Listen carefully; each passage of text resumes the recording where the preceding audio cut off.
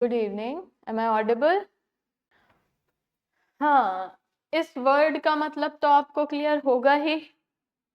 हम्म जब seller unpaid होता है, उसको प्राइस नहीं पे किया गया होता, तो वो क्या करता है, या तो वो रिफ्यूज कर देता है आगे फर्दर ट्रांसफर करने के लिए गुड्स को, या फिर अगर अभी ट्रांजिट में होती हैं तो वो वहां पे ही रुकवा देता है। ऑल दो दोनों सिचुएशन में वो डिलीवरी नहीं देता है बायर को, है ना। या तो रिटेन कर लेता है अपने ही पोजीशन में, या रिफ्यूज कर देता है डिलीवर करने के लिए। लियन तक तो हमारा क्लियर था। तो 47 है हमारा सेलर्स लियन। अब आप देखिए कि इसको थोड़ा थोड़ा लियन को पीछे के सेक्शन में भी आपको बताया गया था, फिर इसके लिए एक स्पेसिफिक सेक्शन क्यों? क्योंकि इस पे बहुत ज्यादा क्वेश्चन आते हैं। एक ऐसा एरिया है जो मेंस के लिए बहुत इंपॉर्टेंट है, आपको स्पेसिफिकली इस पर लिखने के लिए आएगा। तो दो चीजें जो आपको लियन को डिफाइन करने के लिए पता होनी चाहिए। सबसे पहला तो रिटेन हो रहा है ना, या फिर रिफ्यूज किया जा रहा है डिलीवर करने के लिए। ये अपने आप में इतना इंपॉर्टेंट टॉपिक है कि एक सेपरेट सेक्शन बना हुआ है इसका। और सेपरेट सेक्शन का रीजन ही ये है कि ये मेंस के लिए इंपॉर्टेंट है। क्या कहती है सेक्शन 47 की लैंग्वेज? बेरिक देखिए, जिन पर नहीं है वो पीछे स्क्रीन देखेंगे। Seller's liens subject to the provision of this act the unpaid seller।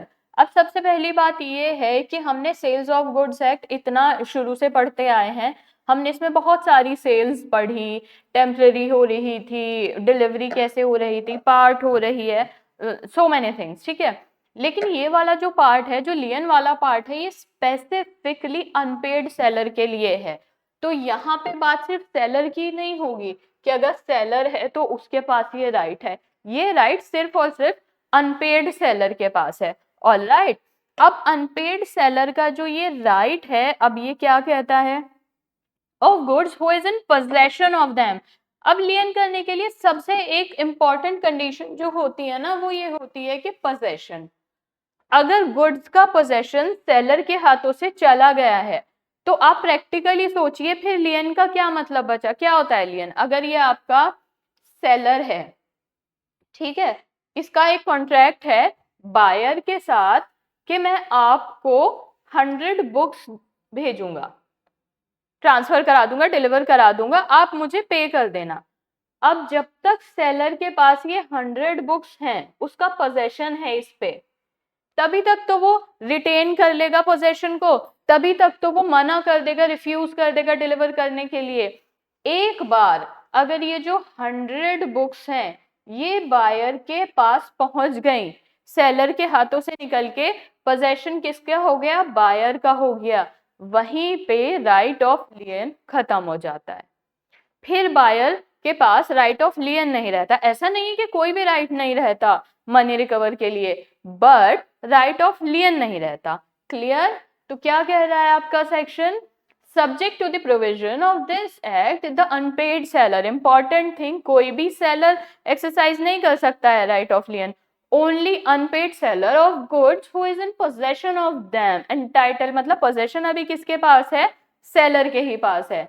Entitle to retain possession, उसके पास जो पोजेशन है वो नहीं ट्रांसफर करेगा, उसको अपने ही पास रिटेन रखेगा जब तक अनटिल पेमेंट और tender of the price of the following cases, namely जब तक उसको पैसे नहीं मिल जाते हैं। अब वो ऐसे तो नहीं करेगा ना कि उसको प्राइस भी पे कर दिया गया और फिर भी वो पोजेशन नहीं दे रहा है, ये पॉसिबिलिटी नहीं होती है। अब इसमें क्या कहता है पहला पॉइंट? कब? where the goods have been sold without any stipulation as to credit।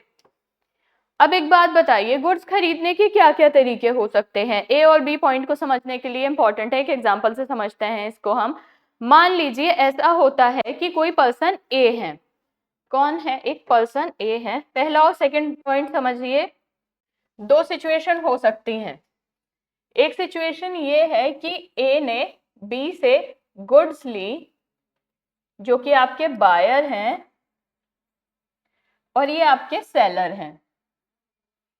Seller क्या सेल कर रहे हैं? बुक्स सेल कर रहे हैं। ठीक। अब ये जो बुक्स सेल हो रही है ना, तो इसमें दो चीजें हो सकती हैं, या तो बिना किसी विदाउट एनी क्रेडिट, जो आपका नंबर ए कहता है कि कोई उधारी उधारी नहीं चलेगी, आपने 100 बुक्स चाहिए, आप 100 बुक्स का पे कीजिए और बुक्स ले जाइए। अब मान लीजिए जो बी बायर हैं ये अभी शॉप पर खड़े हैं, और पॉइंट ए पढ़िए कि जो गुड्स डिलीवर हो रही हैं without any stipulation as to credit, बिना किसी उधारी उधारी के सेल हो रही हैं, ये शॉप पर खड़े हैं, शॉपकीपर इनसे कह रहे हैं कि मैं आपको 100 बुक्स देता हूं, आप पे कर दीजिए। एक तो ये है। अब यहाँ पे ये अगर है वो बुक पैक कराने भी लगे, सब कुछ हो रहा है, बट ये बायर पे नहीं कर रहा है यहीं अभी ऑन द स्पॉट, क्योंकि उधारी उधारी का तो नहीं है ना, आप पैसे दो और बुक्स ले जाओ, ये वही ऑन द स्पॉट पेमेंट नहीं कर रहा है। अब ये तो नहीं है कि पेमेंट डिले हो रही है बाद में हो जाएगी, ये यहाँ पे है ऑन क्रेडिट, खरीदना का कोई चक्कर ही नहीं है, आपको गुड्स चाहिए, पे में फॉर दैट और बुक्स ले जाइए। अब ये यहाँ पे नहीं कर रहा है, तो ये पैक करते में यहाँ पे इसको हैंड ओवर करेगा ही नहीं बुक्स, ये भी तो राइट टू लियन है ना, वो काउंटर पे खड़ा है, वेट कर रहा है कि वो पैसे देगा, वो पैसे नहीं दे रहा है, तो भाई वो वहां ऑन द स्पॉट उसको बुक्स देगा ही नहीं ना। ऐसा नहीं है पेमेंट 10 दिन बाद आनी है, 15 दिन बाद आनी है, without any stipulation of credit है, अभी आनी है पेमेंट, और पेमेंट नहीं आ रही है, तो ये जो 100 बुक्स है ये बायर को नहीं देगा, वो रिटेन कर लेगा अपने आप उनका बुक्स का पोजेशन, या रिफ्यूज कर देगा उसको देने के लिए। पहला ए क्लियर होता है। बी में क्या कह रहा है ना, where the goods have been sold on credit, देख लेते हैं सेक्शन पहले। बी क्या कह रहा है ना कि जब गुड्स हो रही हैं, बिक रही हैं किसी क्रेडिट पर, मान लीजिए कि ये आपको बोलता है जो आपका सेलर है कि 100 बुक्स का हुआ 50K, और अब ये ऑन क्रेडिट सेल हो रही है, तो बायर सेलर ने मिलकर एक अग्रीमेंट किया या तय की बात कि वो 1 अप्रैल तक उसको दे देंगे पेमेंट। ये डेट डिसाइड हुई पेमेंट की, क्या डेट डिसाइड हुई, 1 अप्रैल। तो यहाँ पे माना जाएगा कि जो गुड्स सोल्ड हो रही है ऑन क्रेडिट हो रही हैं, और उसके लिए इन्होंने एक लिमिट तय कर ली है, सेलर ने कहा है बायर से या बायर ने कहा है सेलर से कि 1 अप्रैल तक आपको पेमेंट मिल जाएगी, ठीक है। अब लेकिन ये जो क्रेडिट पे होना था ये डेट ही, ये टर्म ही एक्सपायर हो गया, 1 अप्रैल क्या, अब तो अक्टूबर आ गया है, तो यहाँ पे क्या समझ आएगा कि यहाँ पे ऑन क्रेडिट तो सेल हो रही थी बुक्स, ऐसे हाथों हाथ पैसे नहीं दिए जा रहे थे, बायर सेलर के बीच में ऑन क्रेडिट यानी उधारी पे ही मान लीजिए लेटर पेमेंट पे बुक सेल हो रही थी, और इन्होंने एक डेट एक लिमिट तय कर रखी थी, हो सकता है स्पेसिफिक डेट नहीं कर रखी हो, बोला हो कि मैं 3 मंथ्स में पेमेंट कर दूंगा या मैं 6 मंथ्स में पेमेंट कर दूंगा, तो ये ऑन क्रेडिट मानी जाती है। लेकिन जब ये जो टर्म है 6 मंथ, 3 मंथ या फिर ये 1 अप्रैल, जब ये एक्सपायर हो जाएगा और तब तक भी उसके लिए पे नहीं किया जाएगा, इन दैट केस आपका जो सेलर है अगर इतने उसने बुक्स को डिलीवर नहीं कराया है या गुड्स को डिलीवर नहीं हुई है तब तक, या फिर रास्ते में ही है अभी, तो वो उसको डिलीवर कराने से मना कर सकता है, राइट ऑफ लियन एक्सरसाइज कर सकता है। समझ आई बात। सी में क्या होगा कि सी में कोई डेट भी फिक्स हुई थी नहीं हुई थी, जो भी इनके बीच डिसाइडेड था सब साइड कर दो, वो पैसे दे रहा है नहीं दे रहा है, लेकिन वो इंसॉल्वेंट हो जाता है, सीधी बात ये है। जब एक चीज याद रखना, जब बायर आपका इंसॉल्वेंट हो जाएगा ना, तो मैटर नहीं करेगा कि टर्म एक्सपायर हुआ है या नहीं, एज लॉन्ग एज उसको पता लग जाएगा सेलर को कि जो बायर था वो इंसॉल्वेंट हो चुका है, तो वो वहां पे भी अपना राइट टू लियन एक्सरसाइज कर सकता है। एग्जाम्पल से समझिए, मान लीजिए कि ऐसा हुआ था कि आपके जो बायर थे उन्होंने कहा था कि मैं 3 मंथ्स में पेमेंट कर दूंगा, ठीक, गुड्स की 3 मंथ्स में पेमेंट कर दूंगा। अब क्या हुआ ना कि ये इंसॉल्वेंट हो गए दूसरे ही महीने। अब अगर आप ध्यान से देखेंगे तो क्रेडिट देने का टर्म तो एक्सपायर नहीं हुआ है, अभी भी हमारे बायर के पास 1 महीना है, बट इंसॉल्वेंसी ऐसा ग्राउंड है कि सेलर तभी के तभी अपना राइट टू लियन एक्सरसाइज कर सकता है, नो मैटर कि अभी उस पर टाइम बचता है नहीं बचता, ये कंडीशन है राइट टू लियन एक्सरसाइज करने की। तो क्या बनी तीनों बातें, पहला, कब कर सकता है सेलर आपका राइट टू लियन एक्सरसाइज, इस पे मेंस में क्वेश्चन आएगा, आपको भर भर के लिख कर आना पड़ेगा। आज हम एक काम करते हैं, क्लास के लास्ट में मैं आपको 2 क्वेश्चंस दूंगी मेंस आंसर राइटिंग के, आप लोग उस पे आंसर लिखेंगे, क्योंकि मुझे लगता है अब आपको अनपेड सेलर समझ आ गया है, लियन समझ आ गया है, और ये टॉपिक आप मुझे आंसर लिख के भेजेंगे और मैं वो चेक करूंगी, और अपना नाम मेंशन कर देना प्लीज, जिससे कि क्या होगा, मुझे जो भी लगेगा ना कि अभी भी सही नहीं लिख रहा है, उसको टर्म्स नहीं समझ आए हैं, मैं एक बारी और समझा दूंगी। हार्डली आज की और कल की क्लास बची है शायद से सोगा की, तो जो कंफ्यूज है उनके लिए क्लियर कर लेंगे क्वेश्चन। मैं अभी तीनों क्लासेस में जितनी भी होंगी मैं लास्ट में क्लास में आपको क्वेश्चन दे दूंगी, ठीक। तो अब बताइए, अब क्वेश्चन क्या आएगा यहाँ पे, इस सेक्शन में क्या होगा, बहुत रेयर होता है कि ये सेक्शन एमसीक्यू में मिल जाता है, सेक्शन नंबर पूछ लेता है या ऑप्शन में ये ABC पॉइंट डाल देता है, आपको सही पिक करना होता है, ये हम लास्ट में ऑब्जेक्टिव देखेंगे। अब देखिए सोगा जब से शुरू करा है तो ऑब्जेक्टिव की हमारी तैयारी हो रही है, क्लास के एंड में हम कर लेते हैं, आप लोगों को आइडिया है कि कैसे ऑब्जेक्टिव आ रहे हैं, बट यहाँ पे मेंस का आंसर रह जाएगा। उसके लिए अब जैसे लास्ट क्लासेस हैं तो हम लोग क्वेश्चन करना शुरू करेंगे। अब मान लीजिए क्वेश्चन है कि कब एक्सरसाइज कर सकता है सेलर राइट टू लियन का, हर्षी। तो हर्षी स्टॉपेज इन ट्रांजिस्ट क्या है, स्टॉपेज इन ट्रांजिस्ट क्या है हर्षी, लियन ही तो है। लियन वर्ड में क्या पढ़ा है, रिफ्यूज टू डिलीवर और रिटेन द पोजेशन।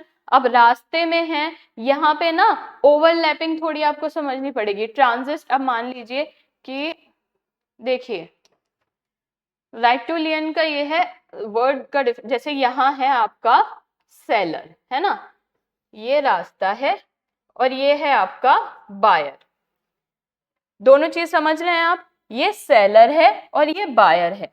अब सेलर ने पैसे भेज दिए, ठीक है, सेलर ने गुड्स भेज दी, यहाँ रेलवे के थ्रू आ रही है, ठीक। अब यहाँ तक पहुंची हैं आपकी गुड्स, बायर तक नहीं पहुंची है, अभी पूरा नहीं पहुंची है। यहाँ पे मैंने किस पॉइंट में समझाया ये, व्हेन बायर बिकम इंसॉल्वेंट, ठीक है। तो ये आप उसका राइट टू लियन नहीं छीन सकते, यहाँ पे आपका सेलर है, यहाँ पे आपका बायर है, ठीक है, यहाँ से गुड्स आ रही हैं और यहाँ तक पहुंच गई हैं, ठीक। अब यहाँ तक गुड्स पहुंच गई हैं और सेलर को अगर इंफॉर्मेशन मिल रही है कि भाई वो आपका जो बायर है वो इंसॉल्वेंट हो चुका है, तो वो यहीं पे यहीं के यहीं जिस कैरियर में है गुड्स, जिस रेलवे स्टेशन पे है, जिस रेलवे वाले के पास है या किसी बेली के पास है, वो तुरंत यहाँ की यहाँ इंफॉर्मेशन देके कह देगा रोक दो यहीं, क्या हुआ, बायर इंसॉल्वेंट हुआ। तो ये क्या वर्ड होगा, स्टॉप इन ट्रांजिस्ट। आपके लियन के सेक्शन के अंदर भी आपको ये प्रोवाइड कर रखा है कि आप वहां पे उनको रास्ते में रोक दो गुड्स को, ठीक है, ये राइट उसको देना पड़ा।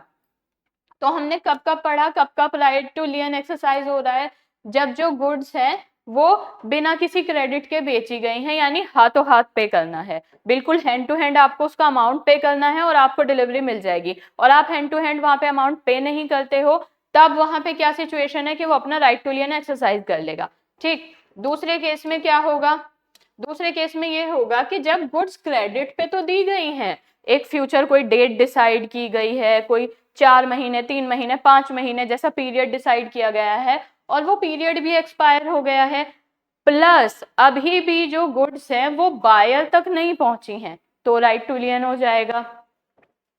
और सी में क्या कह रहा है, जब बायर इंसॉल्वेंट हो जाएगा, देखिए पिछले सेक्शंस में स्पेसिफिकली ये बताया गया था कि इंसॉल्वेंसी में स्टॉप इन ट्रांजिस्ट होगा, वो पिछले सेक्शन थे, लेकिन यहाँ लियन में थोड़ा सा ओवरलैप कर दिया गया, इंसॉल्वेंसी में जो स्टॉप इन ट्रांजिस्ट था उसको उठा के लियन में भी डाल दिया गया है, यानी अगर आपका बायर इंसॉल्वेंट हो जाता है तब उस सिचुएशन में भी आप गुड्स को रास्ते में रोक देंगे, स्टॉप इन ट्रांजिस्ट। और यहाँ जो स्टॉप इन ट्रांजिस्ट हो रहा है वो लियन की शक्ल में एक्सरसाइज हो रहा है, क्लियर।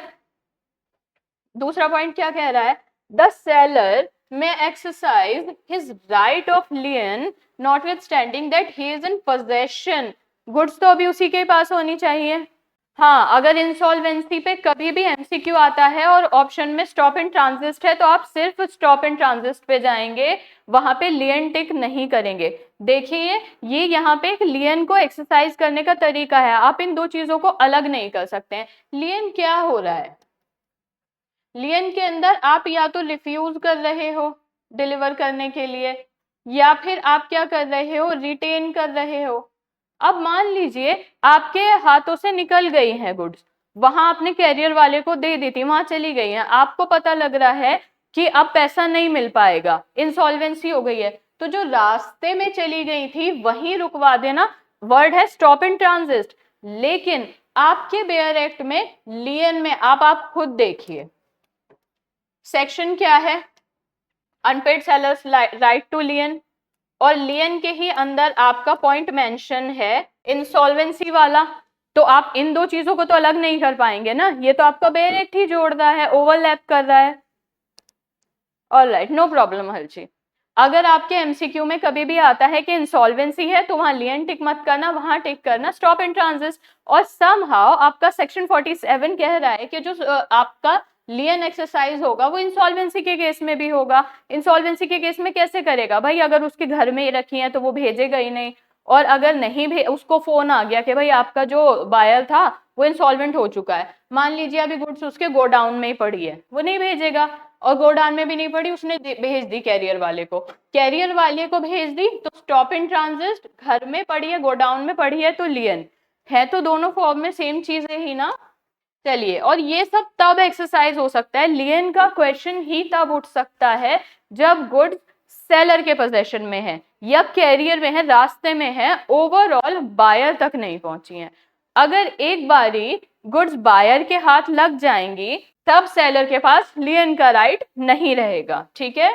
अब सेलर के पास हो गुड्स या उसके एजेंट के पास हो या उसने किसी बेली को दे दी हो कि इसको पहुंचा देना बायर तक, किसी के भी पास हो बट बायर के पोजेशन में नहीं होनी चाहिए गुड्स। 47 क्लियर। अब बताइए, एक लियन के ऊपर केस लॉ है वो लिखते हैं हम, सम्स वर्सेस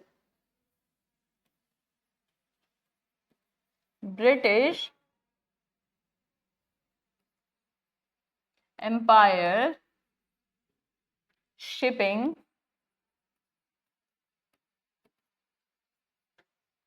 कंपनी 1860।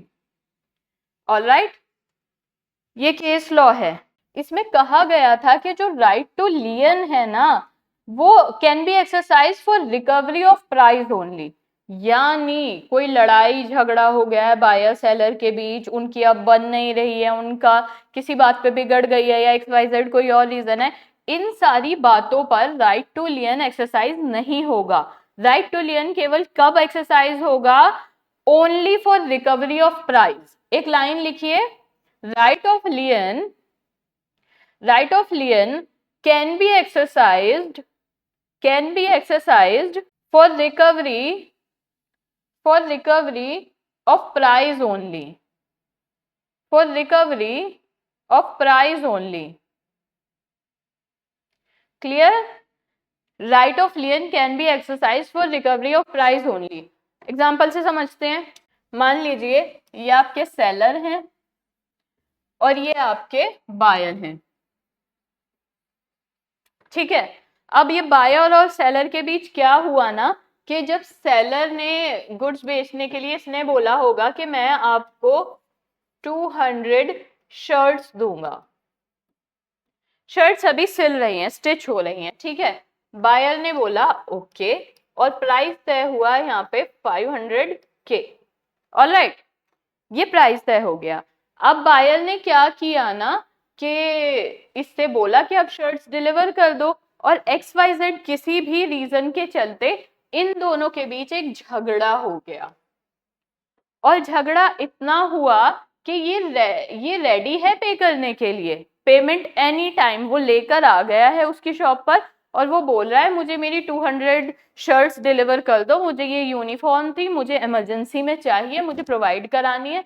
बट झगड़े की वजह से वो कह रहा है नो, अब मैं डिलीवर नहीं करूंगा। मेरे पास राइट टू लियन है, मैं एक्सरसाइज करूंगा, मैं रिटेन कर लूंगा पोजेशन, या रिफ्यूज करता हूं डिलीवर करने से। तो इसीलिए उस केस में कहा गया कि सेलर जो है वो जब भी लियन एक्सरसाइज करेगा हमेशा पेमेंट ऑफ प्राइस के लिए ही करेगा। पैसा नहीं मिला है, वो अनपेड सेलर है, इसीलिए हम इन सारी चीजों को अनपेड सेलर में पढ़ते हैं। एज लॉन्ग एज वो अनपेड सेलर है तो वो लियन एक्सरसाइज कर सकता है। किसी एक्स वाई जेड और रीजन के लिए सेलर कभी भी राइट टू लियन एक्सरसाइज नहीं करेगा।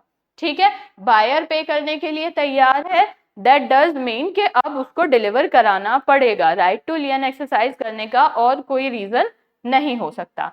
ठीक, 28 पे आ जाते हैं पार्ट डिलीवरी पे। पार्ट डिलीवरी में क्या हो सकता है, एक बात बताइए, मान लीजिए कि 200 चेयर्स का ऑर्डर था। ठीक, 200 चेयर्स थी 100K की। ठीक, अब क्या हुआ ना कि इन्होंने 100 चेयर तो डिलीवर करा दी और प्राइस नहीं मिला। अभी उन्होंने बोला था कि हम कर देंगे आपको 2 वीक्स में, आपको पे कर देंगे। अब 100 चेयर भी डिलीवर हो चुकी हैं, 2 वीक भी हो चुके हैं। अब जो सेलर है वो बोल रहा है कि मेरा प्राइस पे करो तो मैं आगे बढ़ता हूँ, बट बायर क्या कर रहा है ना, यहाँ पे पेमेंट नहीं कर रहा है, जिसमें कि पार्ट डिलीवरी हो चुकी है, आधी डिलीवरी हो गई है, आधी रहती है। तो ऐसे में क्या होगा ना कि अगर 2 वीक का टाइम पीरियड एक्सपायर हो गया है या जिस हिसाब से भी पेमेंट होनी थी नहीं हो रही है, तो बची हुई जो 100 चेयर्स हैं उन पर भी राइट टू लियन एक्सरसाइज कर सकता है सेलर। ऐसा नहीं कहेगा बायर या लॉ कि अब जब 100 कर दिए तो 200 भी डिलीवर कर दो, कॉन्ट्रैक्ट पूरा करो। नो, पार्ट डिलीवरी में अगर हो रहा है, आपने पार्ट डिलीवर करा दी है, आपको पेमेंट नहीं मिली है, तो जो अभी तक चीज डिलीवर नहीं हुई है आप उसको रिटेन कर लो, रिफ्यूज कर दो डिलीवर करने से, तो वहां पे आप अपना राइट टू लियन एक्सरसाइज कर सकते हैं। क्या कह रहा है section, where an unpaid seller, वही बात है कि सेलर हमेशा अनपेड ही होना चाहिए। लियन को कोई नॉर्मल सेलर एक्सरसाइज नहीं कर सकता कि किसी बात पे झगड़ा हो गया, कोई बात हो गया and now he is be saying कि नहीं अब मैं नहीं डिलीवर करूंगा। हमेशा सेलर अनपेड होना चाहिए। उसने पार्ट डिलीवरी कर दी, ठीक है, अब जो बची हुई गुड्स हैं उस पे भी वो लियन एक्सरसाइज कर सकता है जो गुड्स बच गई हैं, है ना, जब तक उसको पेमेंट पूरी नहीं मिल जाती। Unless such part delivery has been made under such circumstances as to shown an agreement to waive the lien। अब ये वाला पैराग्राफ हम एग्जाम्पल से समझेंगे। आप मुझे बताइए, यहां तक तो क्लियर है, वेयर एन अनपेड सेलर है, उसने पार्ट डिलीवरी कर दी है, 200 कुर्सी की बात हुई थी, 100 तो वो डिलीवर कर चुका है, 100 बच गई हैं। ठीक, अब जो 100 बच गई हैं तो जो रिमाइंडर है बची हुई 100 कुर्सियां, उस पे वो अपना राइट टू लियन एक्सरसाइज कर लेगा। नो इशू, यहां तक हम लोग क्लियर हैं। नीचे क्या कह रहा है ना, नीचे कह रहा है कि मान लीजिए कि वही 200 कुर्सियों का ऑर्डर था, 200 चेयर्स थी, 100 उसने डिलीवर करा दी, ठीक है, पेमेंट का टाइम था 2 वीक्स का जो कि बीत गया, ये पीरियड बीत चुका है और अब हो चुके हैं 4 वीक, 4 वीक्स ऑलरेडी हो चुके हैं, पेमेंट का टाइम तो बीत गया।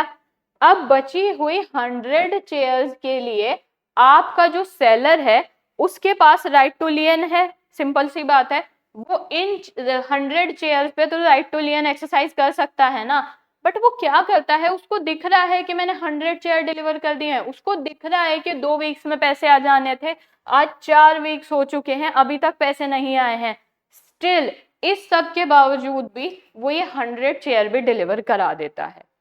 उसने क्या किया, बची हुई 100 चेयर भी डिलीवर करा दी। तो ऐसी सिचुएशन में, ऐसे सरकमस्टांस में ये माना जाएगा कि उसने अपना राइट टू लियन वेव कर दिया। क्या माना जाएगा कि उसने अपना राइट टू लियन वेव कर दिया। जब वो यहाँ पे 100 चेयर डिलीवर करा चुका था, पेमेंट का टाइम 2 हफ्ते था, 4 हफ्ते ऑलरेडी हो चुके हैं, उसको पैसे मिले नहीं हैं, लॉफुली वो अपना राइट टू लियन एक्सरसाइज कर सकता है इसकी डिलीवरी रोक के, वो बाउंड नहीं है अब डिलीवर कराने के लिए जब तक उसको पैसे नहीं मिलते हैं। बट उसने ऐसा किया कि ये 100 चेयर भी डिलीवर करा दी। ऐसी सिचुएशन में क्या माना जाएगा कि ये जो आपका सेलर था ये अपना right to lien waive out कर चुका है, उसने अपनी मर्जी से बिना पैसे मिले टाइम लिमिट एक्सपायर होने के बावजूद भी बची हुई रिमाइंडर डिलीवरी भी करा दी। तो अब ये कहा जा सकता है कि उसने अपना राइट वेव कर दिया। यहां तक बताइए आप लोग क्लियर हैं? कोई कंफ्यूजन? बताइए क्लियर है यहां तक? ऑल राइट, चलिए। तो इस केस में क्या कहा गया था ना, एक लाइन नोट कीजिए, lien can be exercised, lien can be exercised on reminder goods as well, on reminder goods as well, on reminder goods as well, lien can be exercised on reminder goods as well। अब क्या है ना कि जब 200 chairs थी और उसमें से 100 डिलीवर हो गई हैं तो बची हुई रिमेनिंग 100 पे भी राइट टू लियन एक्सरसाइज कराया जा सकता है। ऐसा नहीं है, ऐसा नहीं कहा जाएगा कि जब आपने पार्ट डिलीवरी कर दी है तो आप पूरी ही कर दीजिए। नो, बची हुई रिमाइंडर गुड्स के ऊपर भी राइट टू लियन एक्सरसाइज हो सकता है परफेक्टली। ठीक है, क्लियर? टर्मिनेशन ऑफ लियन पढ़ते हैं।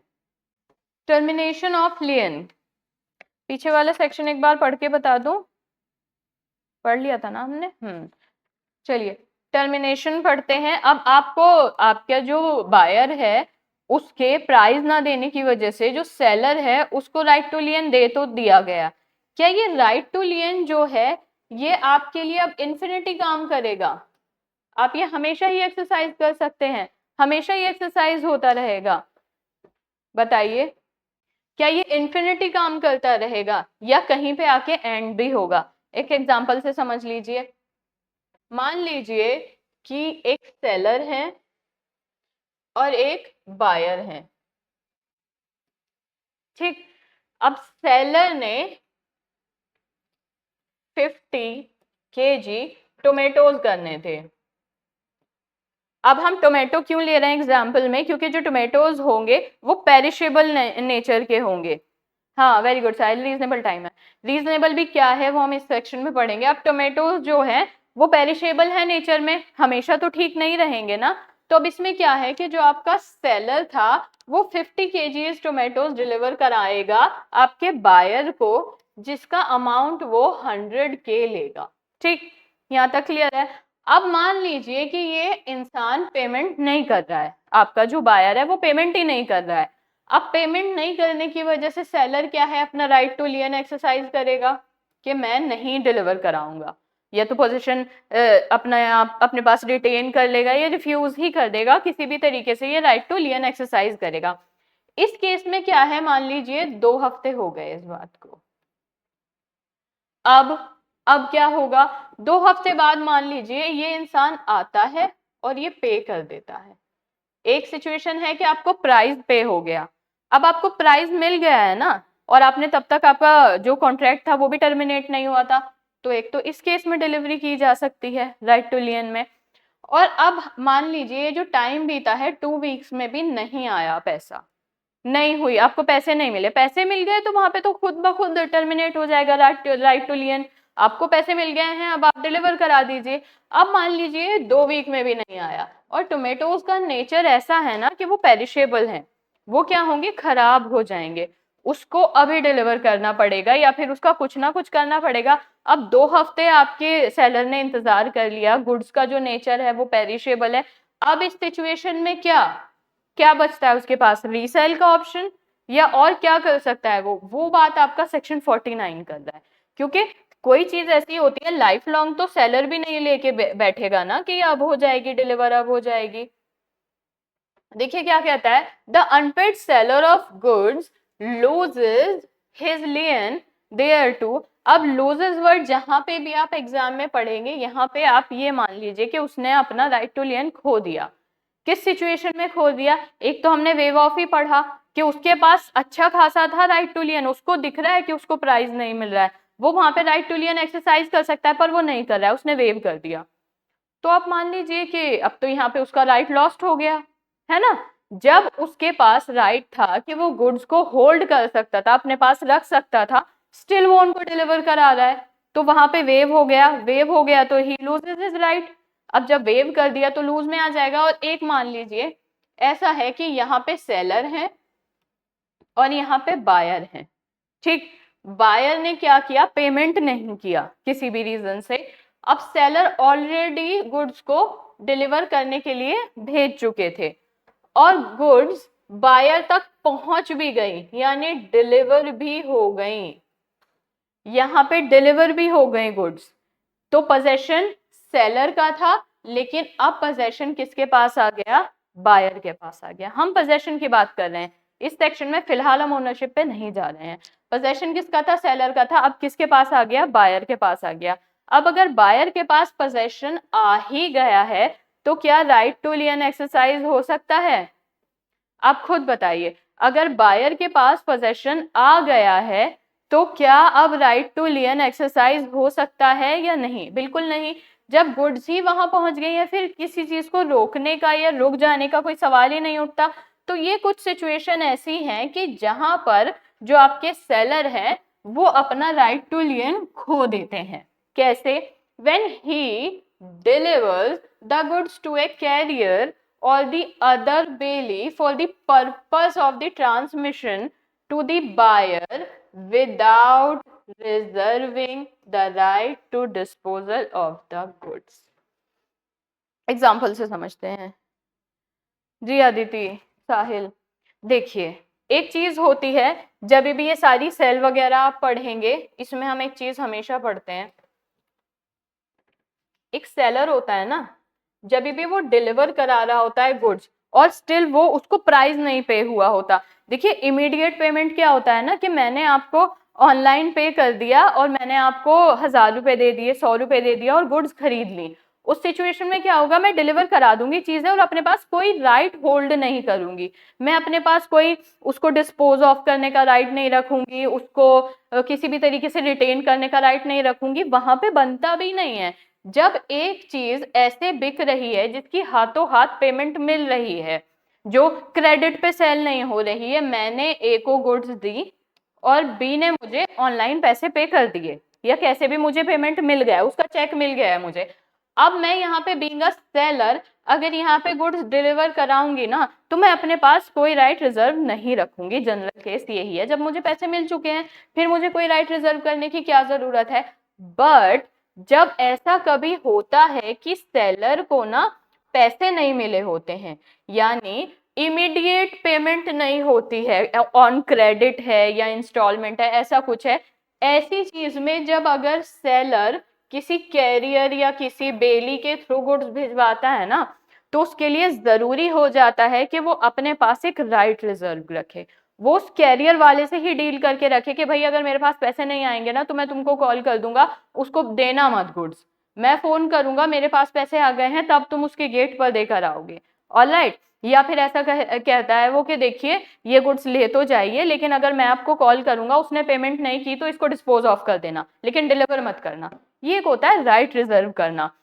और ये जनरली सेलर कब करते हैं, जब पेमेंट ऑन द स्पॉट नहीं हुई होती है या जब तक पूरा गुड्स का प्राइस पे नहीं किया गया होता है, तो कैरियर में भिजवाने से पहले वो एक मतलब बिल्कुल ही अच्छे से इम्प्लाइड तरीके से, एक्सप्रेस तरीके से उस राइट को अपने लिए रिजर्व रखते हैं। यानी जिस कैरियर के थ्रू जा रहा है ना, उस कैरियर एजेंसी से भी उनकी बातचीत इसी उसमें हुई होती है कि अगर अभी तक मुझे पेमेंट नहीं हुई है, अगर मुझे पेमेंट नहीं होगी तो प्लीज उस गुड्स को डिलीवर मत करके आना, वापस ले आना, मत दे के आना, ठीक है।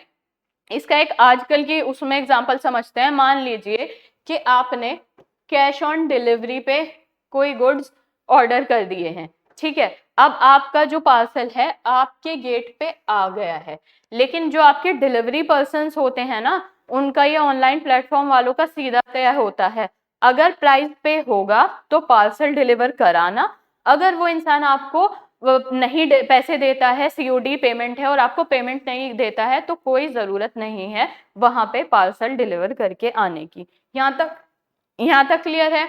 अब अगर वो ये चीज रिटेन ही ना रखे, वो जो सीओडी का भी पार्सल है, अगर आपके ऑनलाइन प्लेटफॉर्म वाले ये बात तय ही ना रखें कि अगर पेमेंट नहीं होती है तो वापस ले आना। फिर ऐसे में क्या होगा कि जो गुड्स निकल गई कैरियर के थ्रू, बायर तक पहुंची, अब रिटेन उसने कोई राइट किया नहीं था, उसने कोई भी राइट रिजर्व ही नहीं किया, बिना रिजर्व किए उसने ना कोई right to dispose of the goods रखा, ऐसे ही ट्रांसमिट में भेज दी। तो अब मैटर नहीं करता कि बायर पैसे दे रहा है नहीं दे रहा है, कैरियर वालों से तो ऐसी कोई बातचीत नहीं हुई है ना, वो तो गुड्स उठाएंगे, एक घर से उठा के दूसरी जगह डिलीवर कर देंगे। क्योंकि देखिए जो आपके पास डिलीवरी पर्सन भी आ रहा है उसको भी तो पता होता है ना कि कोई चीज प्री पहले ही पे हो चुकी है, ऑनलाइन पेमेंट हो चुकी है, कौन सी चीज सीओडी की होगी, क्योंकि ये चीजें वो लोग तय करके रखते हैं। व्हाट इफ वो ये तय ना करें, सामने वाला तो जाएगा और पार्सल देके आ जाएगा, क्योंकि उससे तो बात नहीं हुई है ना, उसको तो आप डिलीवर करने का पैसा दे रहे हैं, बात खत्म हो जाती है। तो ये सेक्शन कहता है आपका कि when he delivers the goods to a carrier or other bailey for the purpose of transmission to the buyer without reserving the right to disposal of the goods, वो अपने लिए राइट ही रिजर्व नहीं कर रहा है, राइट उसको reserve करना पड़ेगा to being an unpaid seller, क्योंकि जब आपको शुरुआत में ही एडवांस में पेमेंट नहीं हुई है तो यू नेवर नो कि आगे वो पे करेगा या नहीं करेगा, सब कुछ ऐसे ही होता है। इसीलिए सेलर को हमेशा ये राइट रिजर्व करना पड़ता है। अब समहाउ ये उसकी लापरवाही है, क्या है कि उसने राइट रिजर्व नहीं किया, तो ऐसे में जो अनपेड सेलर है ना वो अपना लियन का राइट खो देता है। क्लियर? ऐसी सिचुएशन में वो अपने लियन का राइट क्या कर देता है, खो देता है। और अब कैसे खोएगा दूसरी चीज, और किस किस तरह जो आपका सेलर है वो अपना राइट टू लियन खो देगा, जब जो बायर है वो या फिर उसका जो एजेंट है वो लॉफुली ऑब्टेन कर ले पोजेशन गुड्स का। कहने का मतलब ये है कि ये एक शॉप थी, है ना, जो हमारे सेलर की थी, और ये एक गोडाउन था जो कि बायर का था। अब सेलर ने क्या किया कि ये जो बुक्स थी ये बुक्स डिलीवर कराई गोडाउन के अंदर, पेमेंट नहीं हुई है अभी, बिल्कुल भी पेमेंट नहीं हुई है, बट गोडाउन पे आता है इनका डिलीवरी पर्सन, गेट पे इनको बायर या उसका एजेंट कोई मिलता है और ये उसको बुक्स हैंड ओवर कर देते हैं। क्या बायर ने जबरदस्ती गुड्स छीनी, क्या उसके एजेंट ने जबरदस्ती कोई फ्रॉडुलेंट डिलीवरी कराई, फोर्स डिलीवरी कराई? नो, उन्होंने ऑर्डर किया था और उन्हें उन गुड्स की डिलीवरी मिल जाती है, और जो डिलीवरी भी लॉफुली हुई है। अब जब लॉफुली उनके गेट पे हुआ है डिलीवर और उन्होंने ऑब्टेन कर लिया है पोजेशन, और बाद में मान लीजिए वो पे नहीं कर रहे हैं इस चीज के लिए, तो ऐसे में क्या होगा, सेलर के पास राइट्स होंगे अपनी पेमेंट रिकवर कराने के लिए, लेकिन राइट टू लियन नहीं बचा, क्योंकि समहाउ कहीं ना कहीं बायर या उसके एजेंट के पास पोजेशन तो चला ही गया ना, पोजेशन चला जाएगा ना जब भी बायर के पास, तो राइट टू लियन भी चला जाएगा। पोजेशन जब तक नहीं जा रहा है तब तक राइट टू लियन नहीं जा रहा है, पोजेशन एक बार चला गया है तो राइट टू लियन भी चला जाएगा। ऑल राइट, बी भी क्लियर है। सी, बाय वेवर देयर ऑफ, मैंने आपको समझाया था कि 200 चेयर्स हैं, डिलीवर होनी है, 100 ऑलरेडी हो चुकी हैं, पेमेंट का पीरियड भी एक्सपायर हो चुका है, फिर भी वो बची हुई 100 चेयर क्या कर रहा है, डिलीवर करा रहा है, जबकि उसे वहां पे राइट टू लियन एक्सरसाइज करना चाहिए था, जबकि वो वहां पे राइट टू लियन एक्सरसाइज कर सकता था, still he choose to deliver the remaining chairs. अब उसने अपने आप वेव ऑफ कर दिया ना अपना राइट, अपने पास नहीं रखा राइट टू लियन। एक बार अगर आप अपना राइट वेव कर दोगे देन वहां पे भी जो आपका सेलर है वो लूज कर देगा अपना राइट टू लियन। ठीक है, तीनों ग्राउंड समझ में आए? इसके ऊपर आपको डिटेल्ड आंसर लिख कर आना पड़ सकता है, तो अगर इन तीनों में से कोई एक भी नहीं समझ आया है just let me know. Clear हो या कोई कंफ्यूजन यहां तक? ये प्रॉपर लिखने आता है, जो टर्मिनेशन ऑफ लियन में ए बी सी पॉइंट है आपको क्लियर हो चुका है? बताइए, इसके ऊपर आपको लॉन्ग आंसर लिखना पड़ेगा, मैं अभी आपको क्वेश्चन भी दे दूंगी ताकि आपका उसमें थोड़ी सी जो डर है वो निकल जाए। ऑलराइट हर्षी, बाकी सब क्लियर है तीनों पॉइंट्स? हाँ, बाय वेवर देयर ऑफ, ठीक है।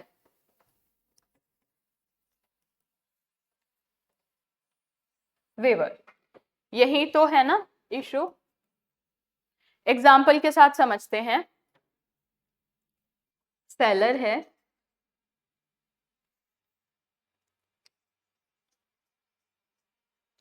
ठीक है, सेलर बेच रहा है 1000 पेन। क्या बेच रहा है सेलर? 1000 पेन बेच रहा है, ठीक है। किसको बेच रहा है? बायर को बेच रहा है। और कितने में बेच रहा है?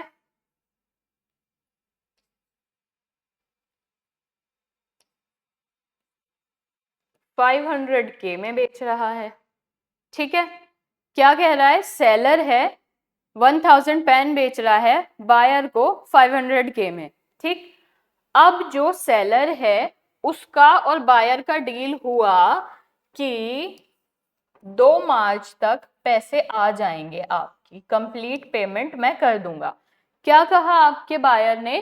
कि 2 मार्च तक मैं कंप्लीट पेमेंट कर दूंगा। चलिए कोई बात नहीं। तो सेलर ने क्या किया ना, इनमें से उठा के 500 तो अभी नहीं डिलीवर करे, 500 डिलीवर कर दिए बायर को। 500 डिलीवर हो गए बायर को, ठीक। प्राइस अभी नहीं आया है, ये जो पेमेंट होनी थी ये अभी नहीं हुई है, ये 2 मार्च तक होगी। 500 पेन डिलीवर हो चुके हैं और 500 पेन अभी रहते हैं डिलीवर होने से, ठीक है। ये वाले जो हो चुके हैं ये डिलीवर हो गए हैं। अब आ जाती है 2 मार्च, आज प्रेजेंट डे 2 मार्च है। अब सेलर कहता है बायर से कि आज 2 मार्च है, मेरे पैसे दे दो। तो वो कहता है कि अभी तो नहीं है। अब देखते देखते 20 मार्च हो गई, यानी जो पीरियड था वो तो एक्सपायर हो गया, पेमेंट का जो पीरियड था। बट ऐसे में इसने क्या किया ना, इसको पेमेंट मिल जानी थी 2 मार्च तक, 20 मार्च हो चुका है और इसको पैसे ही नहीं मिले हैं। अब ये क्या करता है ना, ये 500 पेन भी उठा के इसको डिलीवर करा देता है। क्या किया इसने? बचे हुए 500 पेन भी इसको डिलीवर करा दिए। ऑल दो जब यहाँ पे ये पीरियड एक्सपायर हुआ था और पेमेंट नहीं थी, तो आपके सेलर के पास 2 मार्च के बाद क्या था? राइट टू लियन था या नहीं था? जब उसको पेमेंट नहीं मिली थी 2 मार्च तक, आज 20 मार्च हो गई है, तो उसके पास क्या था? राइट टू लियन था। ये 500 पेन वो रोक सकता था, अपने पास पोजेशन रख सकता था। बट इंस्टेड ऑफ उसने क्या किया, उसने अपने पास वो रखा नहीं, 500 पेन उसको डिलीवर करा दिया। यहाँ पे जब उसको राइट एक्सरसाइज करना चाहिए था अपना, उसकी जगह वो डिलीवरी करा रहा है। तो ऐसे में माना जाता है कि उसने अपना राइट टू लियन वेव कर दिया, जानबूझ के गवा दिया, खो दिया, वेव ऑफ कर दिया। तो बाय वेवर जब उसने खुद वेव ऑफ कर दिया तो वो अपना राइट टू लियन खो देता है। अब बताइए, वेवर वाला पॉइंट क्लियर है अब सबको? जिन्हें जिन्हें कंफ्यूजन थी जल्दी से let me know. Clear? Alright Parul, ये क्या कह रहा है? The unpaid seller of goods having a lien thereon does not lose his lien. नहीं खोएगा वो अपना राइट टू लियन। कब नहीं खोएगा? By reason only that he has obtained a decree for the price of the goods. Decree का पता है ना आप सभी लोगों को? चलिए एग्जाम्पल से समझते हैं इसको। इस पॉइंट को एग्जाम्पल से समझते हैं। मान लीजिए कि ए पर्सन है जो कि सेलर है, ठीक। बी बायर है और ये बायर ने इससे बुक्स खरीदी जिनकी अभी डिलीवरी नहीं हुई है और बुक्स के लिए पे करना था 100K। और बायर क्या करता है? पे नहीं कर रहा है, बायर ने पे नहीं किया, ठीक।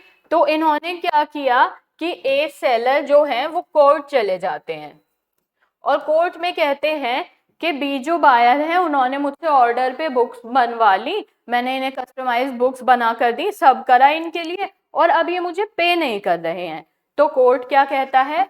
कोर्ट जो बायर है ना, बायर के लिए एक डिक्री देता है कि इनका प्राइस पे करो। आपने कस्टमाइज करके इनसे बुक्स बनाने के लिए कहा था, इन्होंने कर दिया, आप क्यों नहीं पे कर रहे हो? तो क्या आ गई, एक कोर्ट से डिक्री आ गई, क्या करने के लिए आ गई? पेमेंट ऑफ प्राइस के लिए आ गई। अब किसके फेवर में आई? ए के। ए सेलर था ना, उसने बुक्स करके दी इन्हें जितनी चाहिए थी, प्राइस बचता है, प्राइस पे नहीं कर रहे हैं। अब प्राइस पे नहीं कर रहे हैं तो क्या हुआ कि कोर्ट में जाते हैं तो कोर्ट कहता है हाँ भाई गलत बात है, और कोर्ट इनके फेवर में डिक्री दे देता है। तो जब कोर्ट डिक्री दे रहा है, कोर्ट किस बात की डिक्री दे रहा है? पेमेंट ऑफ प्राइस की। कोर्ट कह रहा है कि पे करो, जब वो आपके लिए बुक्स बना रहा है, pay him in favour of seller. ठीक, अब क्या होगा ना कि अगर ये सेलर जो है ये बुक्स को अपने पास रख लेता है और डिलीवर नहीं कराता है जब तक इसको प्राइस पे ना मिल जाए, तो आप या बायर ये नहीं कह सकता कि अब आपके फेवर में तो डिक्री आ गई है, आप एक साथ दो दो राइट्स थोड़ी इस्तेमाल करोगे, लियन नहीं करोगे, आप यहाँ पे लियन नहीं करोगे क्योंकि आपके फेवर में डिक्री आई है। तो ऐसा नहीं होता है, भले ही इनके फेवर में डिक्री आ गई है, पैसे तो नहीं आए हैं ना, है तो ये अनपेड सेलर ही, और अगर अनपेड सेलर हैं तो डिक्री आने के बावजूद भी ये अपना राइट टू लियन एक्सरसाइज कर सकते हैं। टेल मी, समझ आया डिक्री वाला पॉइंट या नहीं? इंपॉर्टेंट है, एमसीक्यू में आ जाता है। जल्दी जल्दी बताओ, ये क्लियर हुआ? The unpaid seller of goods having a lien thereon does not lose his lien by reason only that he has obtained a decree for the price।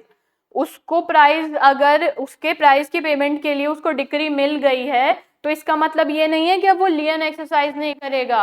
Decree he तो मिली है, पैसे थोड़ी ना मिले हैं, वो एक्सरसाइज करेगा, वो रख लेगा गुड्स को, वो लियन एक्सरसाइज करेगा, उसके फेवर में डिक्री आई है। जब पैसे आ जाएंगे तो वो लियन नहीं करेगा। चलिए 50 पर आ जाते हैं। अब जल्दी से मुझे ये बताओ, ये स्टॉपेज इन ट्रांजिट सुन के दिमाग में सबसे पहले वही आ रहा है ना, इंसॉल्वेंसी वाला। इंसॉल्वेंट, स्टॉपेज इन ट्रांजिट सुन के इंसॉल्वेंट ही आ रहा है ना दिमाग में, मेजर वही होता है। कुछ केसेस में लियन एक्सरसाइज हो जाता है, ओवरलैपिंग है ये चीजें। अब रास्ते में रोक देना यानी पोजेशन भी तो रिटेन कर देना हो जाता है, तो वो ओवरलैप करेगा, वहां कंफ्यूज मत होना। क्योंकि अगर रास्ते में गुड्स जा रही हैं, उनको यहीं रोक दिया जाता है बायर तक पहुंचने से पहले, यानी इसका सीधा सा मतलब है कि सेलर के पास वापस चला जाएगा पोजेशन, रिटेन हो जाएगा पोजेशन। तो वो भी स्टॉपेज एंड ट्रांजिट का लियन से थोड़ा बहुत ओवरलैप चलता है, वह कंफ्यूज नहीं होना। लेकिन एमसीक्यू में अगर स्टॉपेज एंड ट्रांजिट पूछ रहा है तो वहां पे इंसॉल्वेंसी का ग्राउंड आप डाल कर आएंगे, क्योंकि इनिशियल सेक्शन में साफ बताया गया है। ऑल्दो लियन वाले सेक्शन में क्लॉज डाला है, बट डजंट मैटर, वो लियन उसे भी माना जाता है। Stop in transit, right to stop in transit कब होगा? जब पेमेंट नहीं मिलेगी, जब आपका सेलर अनपेड होगा, ये राइट तभी तो होगा उसके पास जब उसको पैसे नहीं मिले होंगे। क्या कह रहा है सेक्शन? सेक्शन कहता है आपका, subject to the provision of this act when the buyer of goods becomes insolvent. वही आपकी कंफ्यूजन का जवाब देखिए, स्टॉप इन ट्रांजिट, लियन, ये ओवरलैपिंग सिचुएशन भी हो सकती है, क्योंकि अगर एक सेलर है, उसने गुड्स डिलीवर करा दी हैं और पैसे नहीं मिले हैं और वो उन्हें रास्ते में से रोकने को कह रहा है, somehow he was exercising his right to lien ना, राइट टू लियन ही तो एक्सरसाइज हो रहा है कि मत करो डिलीवर, स्टॉप इन ट्रांजिट। लेकिन बेसिकली ये इंसॉल्वेंसी के लिए वर्ड यूज होता है, तो वर्ड्स में कंफ्यूज मत होना बस। तो the unpaid seller who has parted, अब यहाँ इंपॉर्टेंट क्या है कि जो अनपेड सेलर है ना, जो आपका अनपेड सेलर है ना, वो दूर हो चुका है गुड्स से, गुड्स उसके हाथ से, उसके पोजेशन से निकल चुकी हैं, वो पार्ट हो चुका है गुड्स से, पोजेशन नहीं रहा अब उसके पास, तो अब वो उन्हें कहाँ रोकेगा? रास्ते में रोकेगा। अगर घर पे रखी होती तो वो देता ही नहीं, डिलीवर ही नहीं कराता, मना कर देता, वहां पे रिफ्यूजल का ऑप्शन होता। बट अब उसका वो क्या हो चुका है कि वो अलग हो चुका है उनके पोजेशन से, अब वो रास्ते में चली गई हैं, तो उन्हें रास्ते में रोक लेगा। क्यों? क्योंकि वो अपना वो पोजेशन अपने पास रोके रखेगा, कब तक? जब तक उसको, जब रास्ते में रिटेन करके उसको पेमेंट नहीं मिल जाती। कब तक रिटेन रखेगा कोर्स ऑफ ट्रांसमिट से, उसको कब तक रोके रखेगा, जब तक उसको पेमेंट नहीं मिल जाती। अगर एक बार उसको प्राइस मिल जाएगा तो फिर वो कह देगा कैरियर वाले से कि हाँ भैया दे दो, डिलीवर करा दो इसको, इसने मुझे पैसे दे दिए हैं। लेट्स सी, सेलर थे, सेलर ने कैरियर वाले को दे दिए, कैरियर का रास्ता है, ठीक।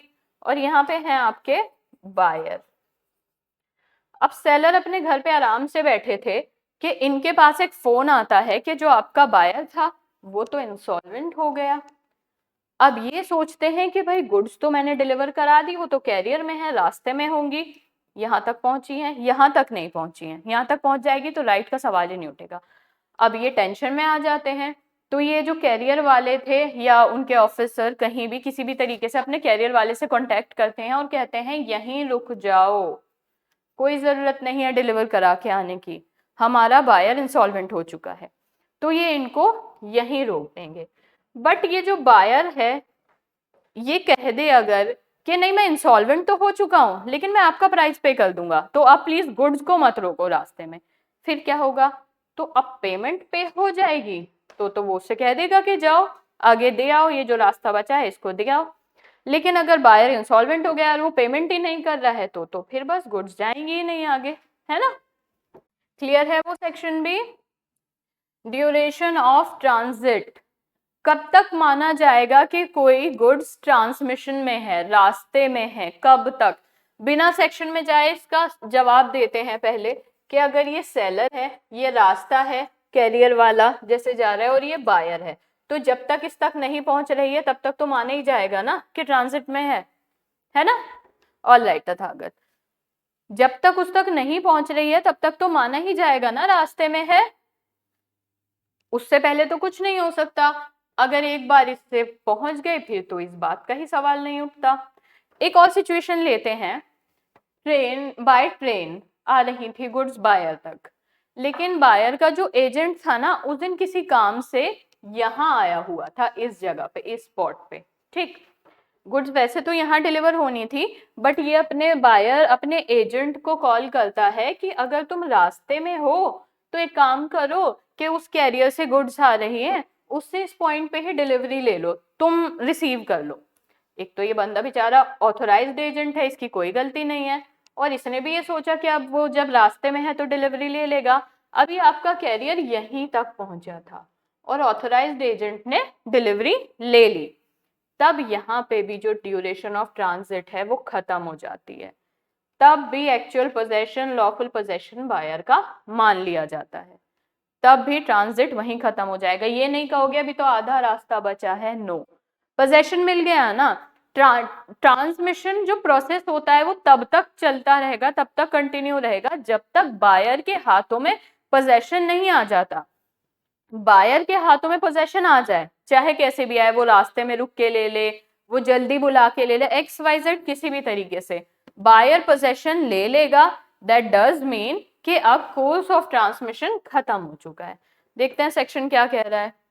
Goods are deemed to be in course of transit from the time when they are delivered to a carrier or other bailey। अब मैं सेलर हूं, मैंने गुड्स उठाई और मैंने डिलीवर कर दिया अपने कैरियर को या बेली को कि जाओ बायर को दे आओ।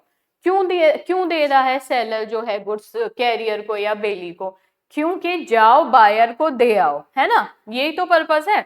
तो अब जब कैरियर के पास या फिर दूसरे बेली के पास चली गई हैं गुड्स, ट्रांसमिशन में पहुंच गई हैं, तब तक जब तक बायर या उसका एजेंट रिसीव नहीं कर लेगा डिलीवरी, तब तक ये माना जाएगा कि कोर्स ऑफ ट्रांसमिशन में है गुड्स।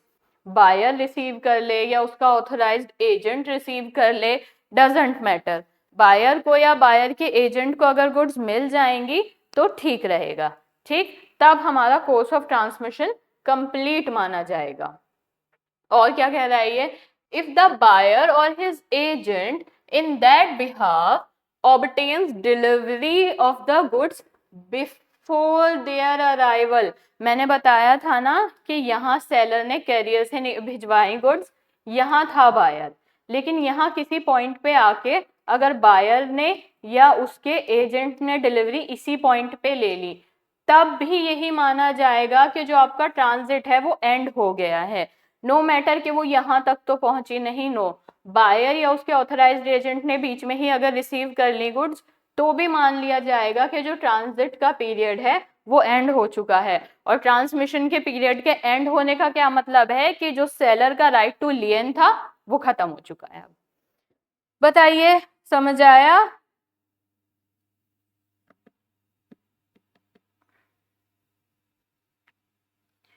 अगला क्लॉज देखते हैं। अगले में क्या कह रहा है, if after the arrival of the goods at the appointed destination the carrier और the other bailee acknowledges, acknowledgement के नाम से है ये क्लॉज, टू द बायर और his agent that he has holds the goods on his behalf. Example देती हूँ, language tough लगेगी वरना।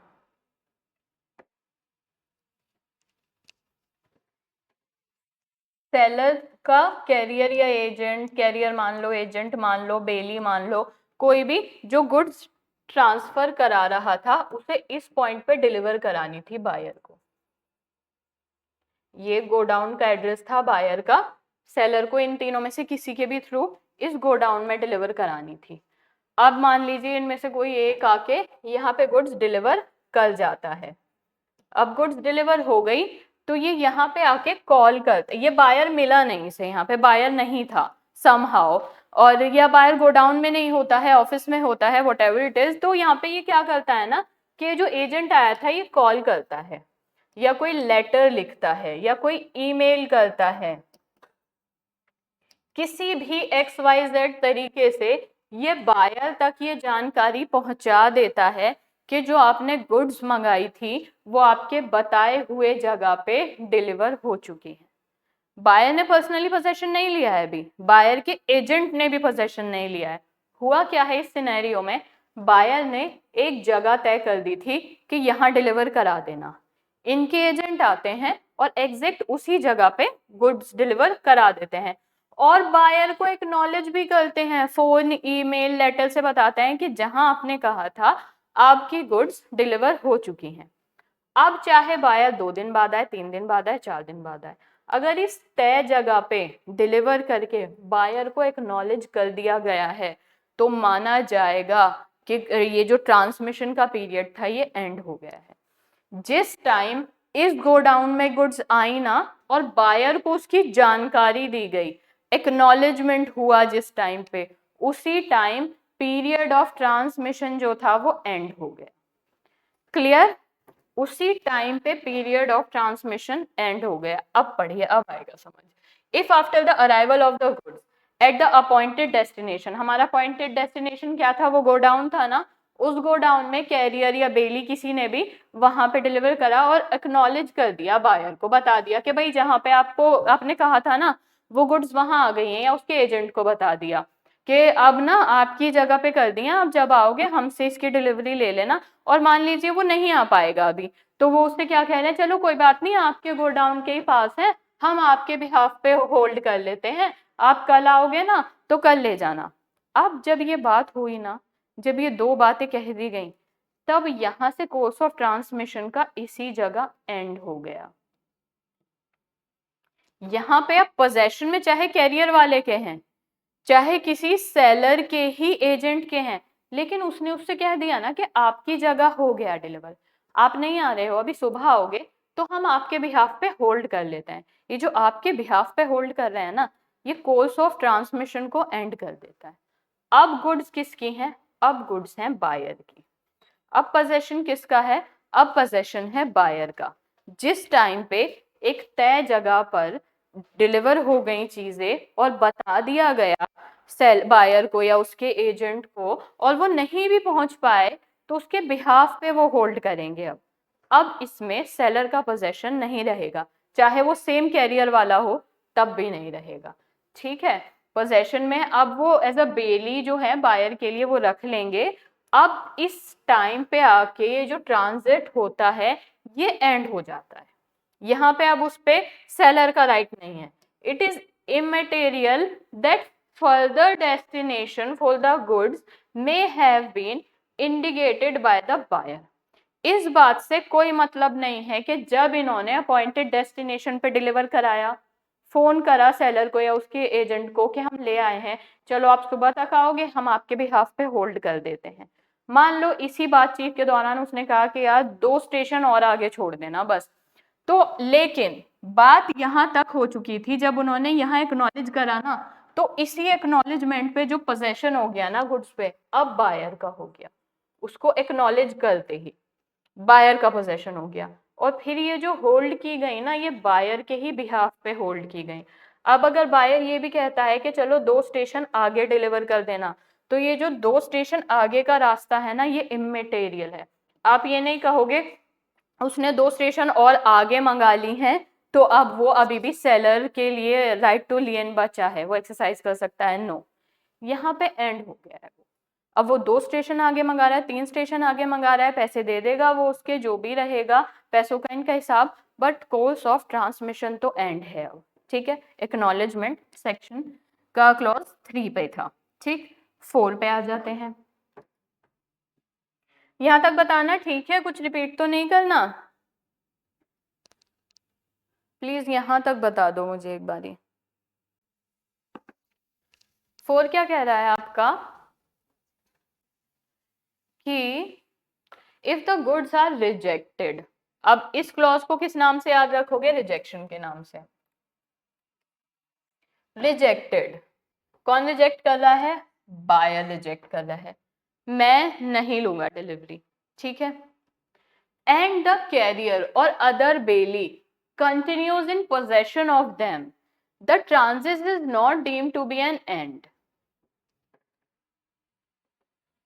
यहां पे ट्रांजिट जो कोर्स ऑफ ट्रांसमिशन है वो एंड नहीं हुआ। एक बायर था आपका, उसने ऑर्डर की थी 50, चलिए कप, उसने 50 कप ऑर्डर किए थे, सेलर ने कैरियर के थ्रू भेज दिए, सेलर ने इसको भिजवा दिए यहाँ पे ये 50 कप्स। अब डिलीवरी पहुंच गई इस तक। अब किसी भी रीजन से XYZ ये कहता है कि नहीं मैं नहीं लूंगा डिलीवरी, यहाँ पे रीजन इमेटेरियल है, आपके क्वेश्चन में नहीं दे रखा, ठीक, सेक्शन में। तो इसने रिजेक्ट कर दी गुड्स को, कह दिया कि मैंने तो ये ऐसा नहीं मंगाया था, कलर सही नहीं है, ये नहीं है, जो भी XYZ रीजन देके इसने क्या किया, रिजेक्ट कर दिया गुड्स को। अब जब इसने ली ही नहीं तो फिलहाल ये गुड्स सेलर के पास तो नहीं है, ये जो कैरियर वाला इंसान लाया था उसी कैरियर वाले बंदे के पास इसका पोजेशन है अभी भी, या कोई बेली लेकर आया हो कोई एजेंट, तो पोजेशन अभी इस पे ही है। इस पे पोजेशन नहीं गया, इसने पोजेशन लिया ही नहीं, इसने क्या किया, सीधा रिजेक्ट की। इसका रिजेक्शन, इसका पोजेशन ना लेना, अब इस बात को बताता है कि जो सेलर है उस पे राइट टू लियन है, अभी जो कोर्स ऑफ ट्रांसमिशन है वो एंड नहीं माना जाएगा क्योंकि इसने डिलीवरी नहीं ली यहाँ पे, है ना। अगर ये ना एक्सेप्ट कर लेता तो बात अलग होती, यहाँ पे इसने क्या किया, रिजेक्ट कर दिया। इसने रिजेक्ट किया यानी इसने पोजेशन नहीं लिया, इसने पोजेशन नहीं लिया तो पोजेशन अभी कैरियर वालों का है, और डायरेक्ट पोजेशन कैरियर वालों का है, इनडायरेक्टली सेलर का है, तो यानी कोर्स ऑफ ट्रांसमिशन है अभी भी। यहाँ पे लियन एक्सरसाइज किया जा सकता है। Even if the seller has refused to receive them back, और हो सकता है कि कैरियर वालों से ही सेलर कह दे कि क्यों नहीं ले रहा वो, मुझे मत दो वापस, फेंक दो उन्हें, व्हाटएवर इट इज। मान लो सेलर कहता है कि मैं नहीं लूंगा वापस इन्हें, मुझे चाहिए ही नहीं, फेंक दो, मत लाओ, मेरे तक मत लेकर आना, तब भी ये माना जाता है कि ट्रांजिट जो है अभी भी एंड नहीं हुआ है, कैरियर वालों के पास है, सेलर वापस ले रहा है या नहीं ले रहा है ये भी इमैटेरियल होगा। ठीक है, अगला क्या है, तो फोर्थ को आप रिजेक्शन वर्ड से याद रखेंगे, क्लॉजेस इंपॉर्टेंट हैं, एक एक वर्ड पकड़ के चलिए। 51 में पहला वर्ड क्या है, 51 में डिलीवर टू कैरियर को नोटिस कर लेना जिससे आप सेक्शन याद रखना। सेकंड में जो है वो आपका इंटरसेप्शन आ जाएगा, यानी जो बायर है वो अपॉइंटेड डेस्टिनेशन पे डिलीवर कर रहा है उनको। सी में 3 में क्या आ रहा है, एक्नॉलेजमेंट आ रहा है कि एक्नॉलेज कर दिया उसने बायर को कि हाँ वहाँ पहुँचा दिए। फोर्थ में क्या आ रहा है, रिजेक्ट आ रहा है, रिजेक्शन वर्ड से याद रखना। अब हम फिफ्थ पढ़ते हैं, फिफ्थ को आप याद रखना शिप चार्टर्ड से, ठीक है। एक एक वर्ड, ये वर्ड बाय वर्ड इसलिए जरूरी है, एमसीक्यू में पूछ लेता है कई बार ये, इसके सब क्लॉजेस आ जाते हैं, बस ऐसे ही एक एक वर्ड आपको ध्यान रहेगा तो आगे के लिए ठीक रहेगा। क्या कह रहा है ये, when goods are delivered to a ship chartered by the buyer, यानी सेलर ने जो गुड्स डिलीवर करी हैं वो एक शिप को करी हैं, पर वो शिप किसकी है, किसने चार्टर्ड किया है उसको, बायर ने किया है। किसने किया है, बायर ने किया है। बायर कह देगा कि उस पोर्ट पे मेरी XYZ शिप खड़ी है, जाके गुड्स उसके अंदर डाल दो, उसमें भेज दो। तो फिर it is a question depending on the circumstance of the particular case. तो ऐसी चीज पे हम कोई यूनिवर्सल लॉ नहीं ला सकते, ये केस टू केस वेरी करेगा, डिपेंड करेगा कि वहां पे सर्कमस्टांस कैसे थे उस केस के अंदर, उसके पर्टिकुलर केस के अंदर। या तो वो पोजीशन में मानी जाएंगी मास्टर के एज अ कैरियर और एजेंट ऑफ द बायर, या फिर हो सकता है कुछ जगहों पे भले ही ये जो XYZ शिप थी ये बायर की थी, लेकिन हो सकता है सेलर का पोजीशन भी माना जाए। कुछ नहीं होगा, अलग क्वेश्चन डिपेंड करेगा अलग अलग सर्कमस्टांस पे। अब वो कैसे, एक एग्जांपल से समझना। पहले हम देखते हैं कि एक शिप है, ठीक है, जो गुड्स हो रही हैं वो शिप पे डिलीवर हो रही है। पहली सिचुएशन क्या है, जो XYZ शिप है वो बायर की है। किसकी है, बायर की, मतलब बायर की खरीदी हुई नहीं है, बायर का जो सामान है लाना ले जाना ये शिप करती है। तो ये जो कॉन्ट्रैक्ट हुआ हुआ है इस शिप से बायर का हुआ हुआ है। तो अब जो सेलर है, सेलर से बायर कहता है कि मैंने जो आपसे कप्स मंगाए थे ना वो आप XYZ शिप पर डिलीवर कर दो, वो मेरा एजेंट है और वो मेरे लिए सामान लाना ले जाना करता है, तो प्लीज आप वहां डिलीवर कर देना। अब एक सिचुएशन, एक सिनेरियो ये भी हो सकता है कि जिस टाइम सेलर XYZ शिप तक कप डिलीवर कर दे तब ये डिलीवरी यहाँ पे कोर्स ऑफ ट्रांसमिशन एंड माना जाए, हो सकता है उस केस में ऐसे सर्कमस्टांस हो। लेकिन ये भी हो सकता है कि भले ही इससे इसकी बातचीत हो लेकिन सेलर के साथ जो कॉन्ट्रैक्ट हो वो कुछ ऐसा हो कि जब तक ये शिप आप बायर तक इन कप्स को नहीं पहुंचा देगी तब तक सेलर ही माना जाएगा उसका पोजेशन में, सेलर का ही पोजेशन माना जाएगा, तब तक कोर्स ऑफ ट्रांसमिट खत्म नहीं होगा। तो ये हर केस में कॉन्ट्रैक्ट टू कॉन्ट्रैक्ट वेरी करेगा। वो लोग इस चीज को पहले ही तय कर लेंगे, या तो वो ये तय करेंगे कि शिप जो है मेरी है, बायर कहेगा मेरी जान पहचान है, XYZ तक डिलीवर करो, आपका काम खत्म, आपकी डिलीवरी कंप्लीट मानी जाएगी। एक तो ये हो सकता है कॉन्ट्रैक्ट में, या फिर ये भी हो सकता है सेलर का है ठीक है शिप से कॉन्ट्रैक्ट तो आपका है लेकिन जब तक आपके पास पर्टिकुलरली नहीं पहुंच जाता सामान तब तक इन पे पोजेशन मेरा माना जाएगा, तब तक मैं आपको पोजेशन नहीं दूंगा। तो ये हर कॉन्ट्रैक्ट में उसके टर्म्स के हिसाब से वेरी करेगा, कोई यूनिवर्सल लॉ नहीं बन सकता इसका। वो उन्होंने क्या टर्म्स रखे हैं वो उन पे होगा, उसको शिप से याद रखना उस क्लॉज को, ठीक। अब ये इसका 6th क्लॉज है, ये क्या कहता है, where the carrier or other bailee wrongfully refuses to deliver the goods to the buyer। अब कैरियर और बेली है, उस तक सेलर ने गुड्स पहुंचा दी थी, है ना, गुड्स पहुंच गई किस तक, कैरियर या फिर बेली तक। अब वहां वो गलत तरीके से क्या करते हैं ना, मना कर देते हैं, मना करते हैं डिलीवर करने को बायर को कि हम डिलीवर नहीं कर रहे हैं किसी भी वजह से, लेकिन रॉन्गफुली, ऐसा नहीं है कि राइटफुल मना कर रहे हैं, रॉन्गफुली मना कर रहे हैं वो, ठीक है। या फिर उसके एजेंट को देने से मना कर देते हैं कि नहीं हम नहीं दे रहे। तो यहाँ पे जब आपका कैरियर और आपका बेली गलती कर रहा है, जब आपका कैरियर और आपका बेली मना कर रहा है रॉन्गफुली डिलीवर करने के लिए, वहां पहुंच भी गया है तब भी डिलीवरी नहीं दे रहा है, तो ऐसी सिचुएशन में माना जाएगा कि ये जो कोर्स ऑफ ट्रांसमिशन है ये एंड हो चुका है, ठीक। एग्जाम्पल से समझते हैं। मान लीजिए सेलर थे और सेलर ने एक कैरियर को 50 kg एप्पल्स दिए, कि इनको टू डिलीवर बी, कि इसको बी को डिलीवर कर दो, बी आपका बायर है। अब क्या होता है, कैरियर वाला बंदा बी तक आता है, बी की जगह तक आता है, बी डिलीवरी लेने आता है, लेकिन यहाँ पे रॉन्गफुली मना कर देता है कि नहीं मैं डिलीवरी नहीं दूंगा। अब रास्ता तो कैरियर ने सारा तय करा दिया, बी को डिलीवरी देने से मना कर रहा है। ठीक, तो ऐसी सिचुएशन में क्या होगा ना कि ये जो कोर्स ऑफ ट्रांसमिशन है ये एंड हो जाएगा। फिर इस रॉन्गफुल रिफ्यूजल के बाद राइट टू लियन का सवाल नहीं उठेगा। अब मान लीजिए एक बार इस कैरियर ने मना कर दिया कि मैं नहीं दे रहा, फिर इससे सेलर बातचीत कर रहा है कि नहीं दे दो, ऐसे नहीं करते। अब बाद में अब फिर ये पेमेंट नहीं करेगा भी कि मैं नहीं दे रहा अब पैसे। अब ये पैसे नहीं देगा तो इस पे कोई राइट टू लियन वगैरह नहीं बचा है। अब वो पैसे देगा तो गुड्स ले लो, नहीं देगा तो कोई बात नहीं। फिर अगर इस तक पहुंच रही है नहीं पहुंच रही, एक बार आपने रॉन्गफुल रिफ्यूजल कर दिया ना, तो अब आपका जो राइट टू लियन था उससे हाथ धो बैठे हो, उससे हाथ धो बैठे हो। अब आगे क्या होता है वो डिपेंड करेगा कि फर्दर केस कैसा है, क्या सिनेरियो बन रहा है। तो इस क्लॉज को किससे याद रखोगे, रॉन्गफुल रिफ्यूजल से। एक एक वर्ड इसमें मार्क करते चलो ताकि क्लॉज याद हो जाए। लास्ट क्लॉज, लास्ट क्लॉज क्या कहता है इसके अंदर, ये कहता है वेयर पार्ट डिलीवरी। सबसे अब इसको याद रखना पहले तो पार्ट डिलीवरी से, part delivery of the goods has been made to the buyer, मतलब वही मान लीजिए कि 200 चेयर्स थी तो 100 तो दे दी गई हैं, डिलीवर कर दी गई हैं, अभी 100 रह रही हैं।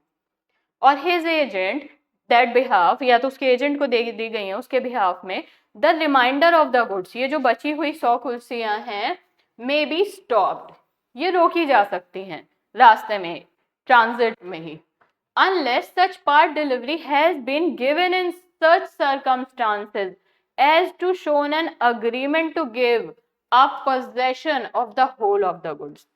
पहला पॉइंट, ये पार्ट जो है पार्ट डिलीवरी रोकी जा सकती है, पहला पॉइंट तो ये हो सकता है।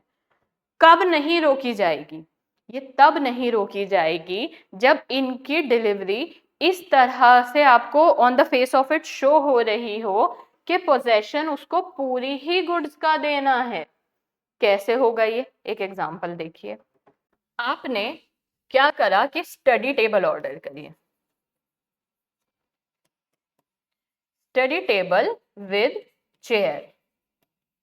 ठीक, क्या ऑर्डर किया, स्टडी टेबल विद चेयर। अब क्या हुआ कि ये जो स्टडी टेबल थी ये आपको पार्ट डिलीवरी मिल गई है ना, लेकिन बिल्कुल इसके पीछे पीछे, कैरियर के पीछे ही पीछे ये चेयर भी डिलीवर होने आ रही थी, सेम पैक थी। मान लीजिए कि एक साथ आगे पीछे गाड़ी में 1 बजे तो ये डिलीवर हुई, और जो सेलर था ना उसने इन्हें अलग अलग रोक के नहीं करा, उसने अपने डिलीवरी पर्सन से कहा कि हाँ ये ले जाओ तुम, तब तक चेयर तैयार नहीं थी, तुरंत ही अगले डिलीवरी पर्सन को उसने चेयर भी दे दी, ऑल्दो प्राइस पे नहीं था, ठीक है, लेकिन उसने क्या करा कि नहीं नहीं ऑल टुगेदर ले जाओ, इसका कुछ सामान इसमें भी है, स्टैंड वगैरह जो लगेंगे वो इस वाले में बॉक्स में पैक कर दो और ले जाओ। अब डिलीवरी पर्सन ने 1 बजे तो ये डिलीवर कर दी, और कुछ देर तक इसको पहुंचना था, पहुंची नहीं है अभी, बट उसने वो कोर्स ऑफ ट्रांसमिशन में ऐसे हो गई कि सेलर ने एक साथ दोनों के पोजेशन पे गिव अप किया। ऐसा नहीं है टेबल डिलीवर करा दी, इसका पोजेशन अभी सेलर पे है, नो, उसने पहले एक कैरियर आ रहा था उसका जल्दी से पैक करा के उसमें स्टडी टेबल भेज दी, तुरंत उसके पीछे पीछे पैक करा के चेयर भी भेज दी। तो यहाँ पे जो सेलर ने गिव अप किया है ना पोजेशन, वो पूरे का एक साथ किया है, भले ही थोड़ा आगे पीछे डिलीवरी हो रही है 1 बजे 1:30 बजे, लेकिन जो सेलर की साइड से जो अग्रीमेंट में पोजेशन डिलीवर हुआ है वो एक साथ हुआ है लगभग। अब क्या हुआ, 1 बजे ये डिलीवर हो गया, लेकिन तो अब यहाँ पे ना आप इसको नहीं रोकोगे, क्योंकि वो उतना उतना उसके बीच में पीरियड ही नहीं है, वो सेम डिलीवरी हो रही है, आधा सामान स्टडी टेबल का चेयर के अंदर है, स्टडी टेबल ही पूरी नहीं जुड़ पाएगी, उसके स्टैंड वहां है।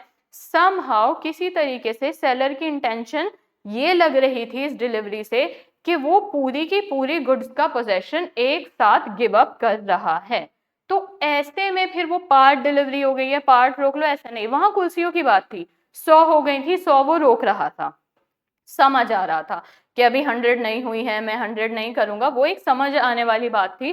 लेकिन इस सिनेरियो में क्या है कि उसकी किसी भी चीज से, ये तो एक एग्जांपल है, कोई भी एग्जाम्पल हो सकता है, केस टू केस वेरी कर सकता है कि आपको ये लगे कि वो पूरे पर ही, पूरे पोजेशन पे ही गिव अप कर रहा है, ठीक। तो इसमें पार्ट डिलीवरेसेस क्लॉज को याद रखना, और ये इसके हो गए सारे के सारे क्लॉजेस। इंपॉर्टेंट सेक्शन है। अब आप मुझे बताइए 51 क्लियर है सबको?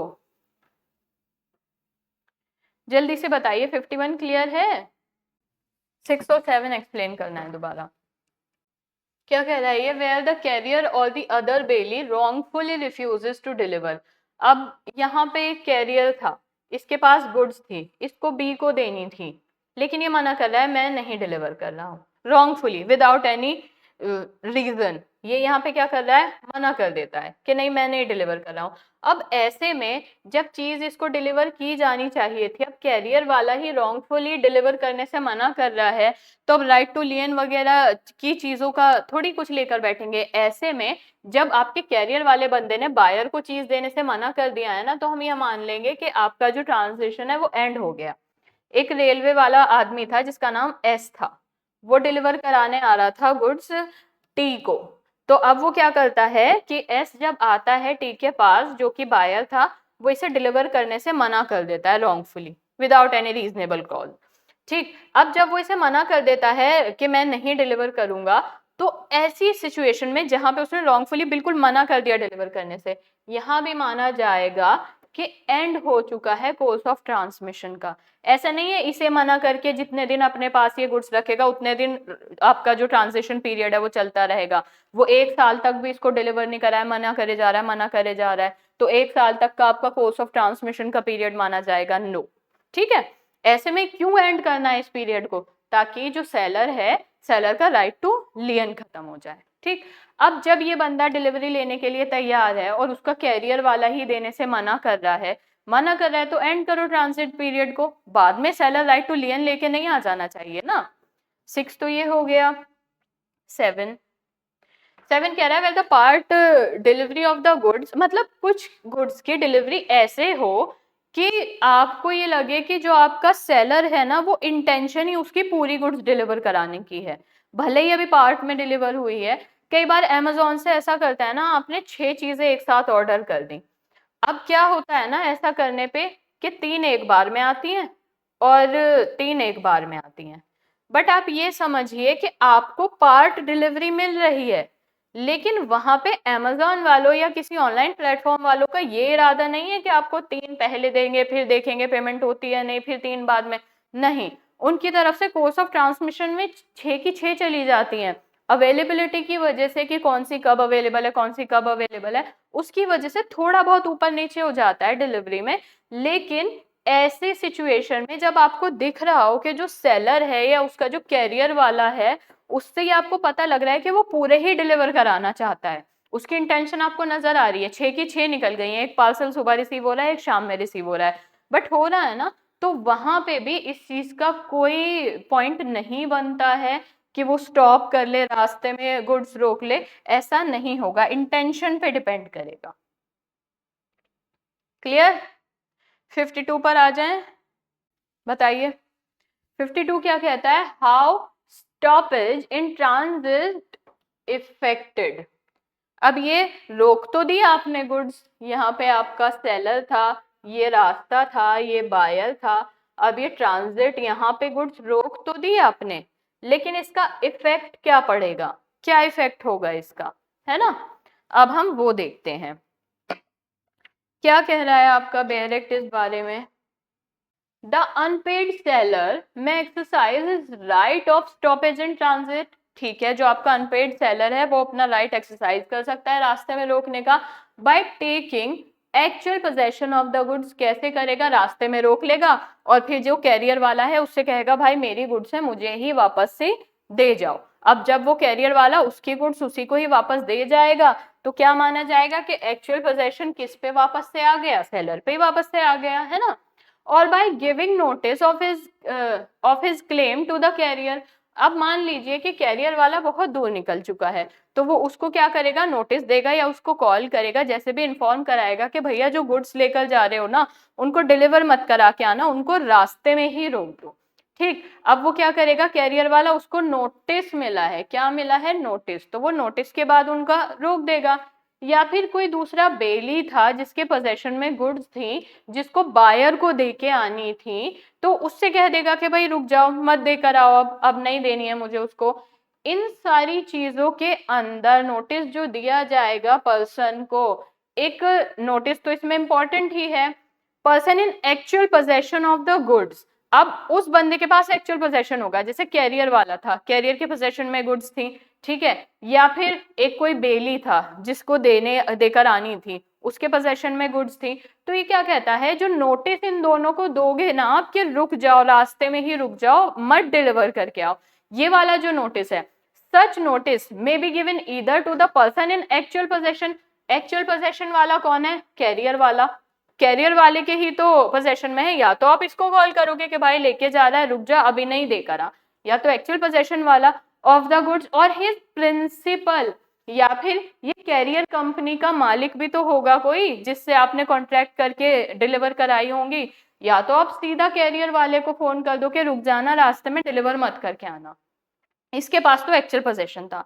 या फिर इस बंदे का प्रिंसिपल भी तो होगा, किसी एजेंसी के लिए तो ट्रक चलाता ही होगा, ये ट्रक मालगाड़ी जिससे भी वो चीजें जा रही हैं, वो किसी कंपनी के लिए, किसी आदमी के लिए चलाती होंगी। आप डायरेक्ट कैरियर वाले से कांटेक्ट नहीं करोगे, तो आप प्रिंसिपल से कह दोगे कि मैंने आपके कैरियर में अपनी ये गुड्स भिजवाई थी, बायर पे नहीं कर रहा है, आप प्लीज उनको रास्ते में ही रुका देना। दोनों में से किसी एक से भी कह सकते हो ना आप। डायरेक्ट कैरियर वाले से कांटेक्ट हो पा रहा है, अच्छी बात है, नहीं हो पा रहा, प्रिंसिपल से कह दो उसके। ये जो कैरियर वाला है, ये किसी की अथॉरिटी के अंदर तो चलाता होगा, तो इसको इन द लेटर केस, यानी प्रिंसिपल वाले केस में क्या होगा, कैरियर वाले आदमी के पास तो पोजेशन है ही, उसके तो पास, उसके तो हाथों में है गुड्स, तो उसका तो सवाल नहीं उठता। लेकिन प्रिंसिपल के पास पोजेशन थोड़ी है, प्रिंसिपल ने तो कैरियर वाले लोग रख रखे हैं, उनके ट्रक्स चल रहे हैं, एक्चुअल पोजेशन तो इस आदमी के पास है ना।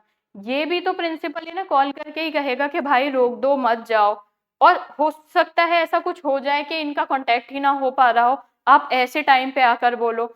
तो क्या कह रहा है ये, कि बाद वाले केस में, यानी प्रिंसिपल वाले केस में, जो आप नोटिस दोगे ना, इससे जो कहोगे, वो तभी इफेक्ट में आएगा, वो तभी काम करेगा जब ऐसी टाइम और सरकमस्टांसेस हैं कि जो प्रिंसिपल है आपका, जो उसका कैरियर वाले का मालिक है, by the exercise of reasonable diligence, यानी वो कुछ ऐसा काम, रीजनेबली कुछ ऐसा काम कर सकता है कि उसकी बातचीत हो जाए कैरियर वाले से, अपने ट्रक वाले से, या अपने सर्वेंट से, एजेंट से, जिससे भी भिजवाया है, कि वो रोक सके डिलीवरी को, कि बायर को मत दो। तो क्या कह रहा है ये सेक्शन, दो पार्ट में समझते हैं। पहला तो आपको नोटिस देना है, क्या नोटिस देना है, कि भाई बायर को मत दो। अब नोटिस जो आप दे सकते हो, दो लोगों को दे सकते हो, किस किस को, एक तो आप कैरियर वाले से ही डायरेक्ट कांटेक्ट कर सकते हो और उससे कह सकते हो कि नहीं भाई डिलीवर मत करो, ये आदमी मुझे पैसे नहीं दे रहा है, मैं इसको डिलीवर नहीं कराऊंगा। नोटिस जाना है सभी सिचुएशन में, ठीक है। नोटिस किसको जाना है, कैरियर वाले को जाना है, उससे डायरेक्ट कांटेक्ट करो और उससे कहो स्टॉप, मत डिलीवर करके आओ उनको, वो पैसे नहीं दे रहा है, कैरियर वाले को जाएगा। या अगर कैरियर वाले को नहीं जाएगा तो फिर क्या हो सकता है, जो उसका प्रिंसिपल है, प्रिंसिपल को करोगे आप कॉल कि भाई जो आपने ट्रक ड्राइवर रख रखे हैं, प्लीज उससे बात करो और उससे कहो कि गुड्स को रोक दे, और बायर को ना देकर आए। लेकिन प्रिंसिपल से बात करने में, प्रिंसिपल को नोटिस देने में एक छोटी सी शर्त है, कि जो आप उसको नोटिस दे रहे हो ना, तो इस प्रिंसिपल आदमी के पास ऐसा टाइम और हालात होने चाहिए, ऐसे सरकमस्टांस होने चाहिए कि वो इससे बात कर सके, कम्युनिकेट कर सके। अब आप मान लो 2 मिनट बचे हैं डिलीवर होने में, वो वहां पहुंच गए हैं, रात के 6 बज रहे हैं, वो लोग खा पी के सो चुके हैं, या कुछ भी ऐसा सरकमस्टांस है कि अब वो टाइम, ये हालात नहीं रहे कि इससे कांटेक्ट कर ले, और अब आप इसको नोटिस दे रहे हो। नहीं, आपको इसे रीजनेबल डिलीजेंस का टाइम देना पड़ेगा कि वो अपने ट्रक ड्राइवर से कम्युनिकेट करे, या अपना जो उसका एजेंट वगैरह है उनसे कम्युनिकेट करे, उनको उतना टाइम मिले कि वो प्रिवेंट कर दे डिलीवरी को। मान लीजिए कि ये जो आदमी था, ये बिल्कुल हैंड ओवर करने वाला था किसी भी सेकंड, आप प्रिंसिपल से अब कांटेक्ट कर रहे हो, तो अब तो इतना टाइम नहीं है ना कि वो डिलीवरी को प्रिवेंट करा सके, अब वो हाथ में देता हुआ थोड़ी पीछे खींच लेगा, तो आपको प्रिंसिपल को एक ऐसा सरकमस्टांस, ऐसे टाइम, ऐसा कम्युनिकेट करने का रीजनेबल टाइम देना पड़ेगा कि वो आपकी बायर को होने वाली डिलीवरी को रुका सके। ऑल राइट, बताइए क्लियर या नहीं। अगला क्या कहता है, ये कह रहा है when notice of stoppage in transit is given by the seller to the carrier. अब यहाँ पे जो नोटिस दिया जा रहा है, ओके साहिल, अब यहाँ पे जो नोटिस दिया जा रहा है ना रोकने के लिए, वो सेलर के थ्रू दिया जा रहा है, कैरियर या बेली से, जिससे भी भिजवा रहा था वो गुड्स, उससे दिया जा रहा है। अब इनके पोजेशन में है वो सामान सेलर का जो भेजना है ना, तो वो क्या कर सकते हैं कि रीडिलीवर टू द गुड्स और according to the direction of the seller the expense of such redelivery shall be borne by the seller. अब आप एक बात बताइए, ए पर्सन है, ठीक है, ये बंदा है बायर, ठीक, और बी है, ये है आपका सेलर, और बी के हैं कुछ कैरियर वाले जिससे वो कांटेक्ट में है। तो क्या कहता है section, when the notice of stoppage in transit is given by the seller. अब सेलर दे देता है नोटिस के रोक दो, किसे देता है, कैरियर या फिर अदर बेली को दे देता है जिनके पोजेशन में गुड्स थी कि भाई मत करो अब डिलीवर।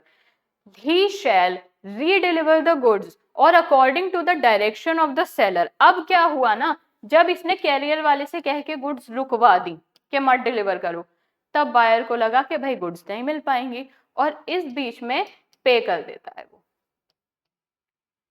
है ना, तो पे कर देता है, तो रीडिलीवरी किसको जाएगी, बायर को जाएगी, या ये पे ही नहीं करता है, गुड्स को वापस लाना पड़ेगा, कहाँ किसके पास वापस लाना पड़ेगा, सेलर के पास। क्या हुआ था ना, सेलर था, सेलर के कैरियर वाले थे जो कि गुड्स लेके निकल गए थे और यहाँ पहुंच गए थे, ये कैरियर वाले हैं, इन्होंने गुड्स ली और ये गुड्स लेकर ऐसे ऐसे रास्ता तय करके इस पर्टिकुलर जगह पे पहुंच गए, तो इन्हें कितना दूर आना पड़ा, और ये फाइनली यहाँ पहुंच गए। अब सेलर क्या करता है, कैरियर वाले से कम्युनिकेट करता है और इससे कहता है मत करो डिलीवर। अब मत करो डिलीवर का मतलब समझते हो कि जो यहाँ पहुंची है डिलीवरी, गुड्स जो यहाँ पहुंची है, मत करो तो उसने सुन लिया, अब इसको ऑल द वे वापस भी तो यही लाना पड़ेगा जो लेके गया था। पहले तो इस बेचारे की लेके जाने की मेहनत और लेके जाने का खर्चा, पेट्रोल वगैरह जो भी लगा उसका, फिर अब तुम कह देते हो जब वो पहुंच गया है तो सेलर कह देता है भाई मत करो डिलीवर। अब एक तो उसने इतना पेट्रोल फूंक के उन्हें वहां पहुंचाया था, अब इसको कह दिया गया है मत करो, तो मत करो की सिचुएशन में वो वापस लेके आएगा, रीडिलीवर कराएगा, तो रीडिलीवरी में जो भी खर्चा होगा, दोबारा वहां उस जगह से वापस लाने में जो भी खर्चा होगा वो सेलर देगा। समझ रहे हो, आपने कैरियर वाले से कह दिया कि यहाँ डिलीवर कर दो, वो आपका सामान ढोके इतना दूर पेट्रोल फूक के ड्राइवर को पैसे देके यहाँ पहुंचवाता है, फिर आप कह देते हो मत करो डिलीवर, वापस ले आओ। अब जो वापस लाने में पैसा लगेगा वो एक्सपेंसेस आपके सेलर के ही थ्रू पे किए जाएंगे।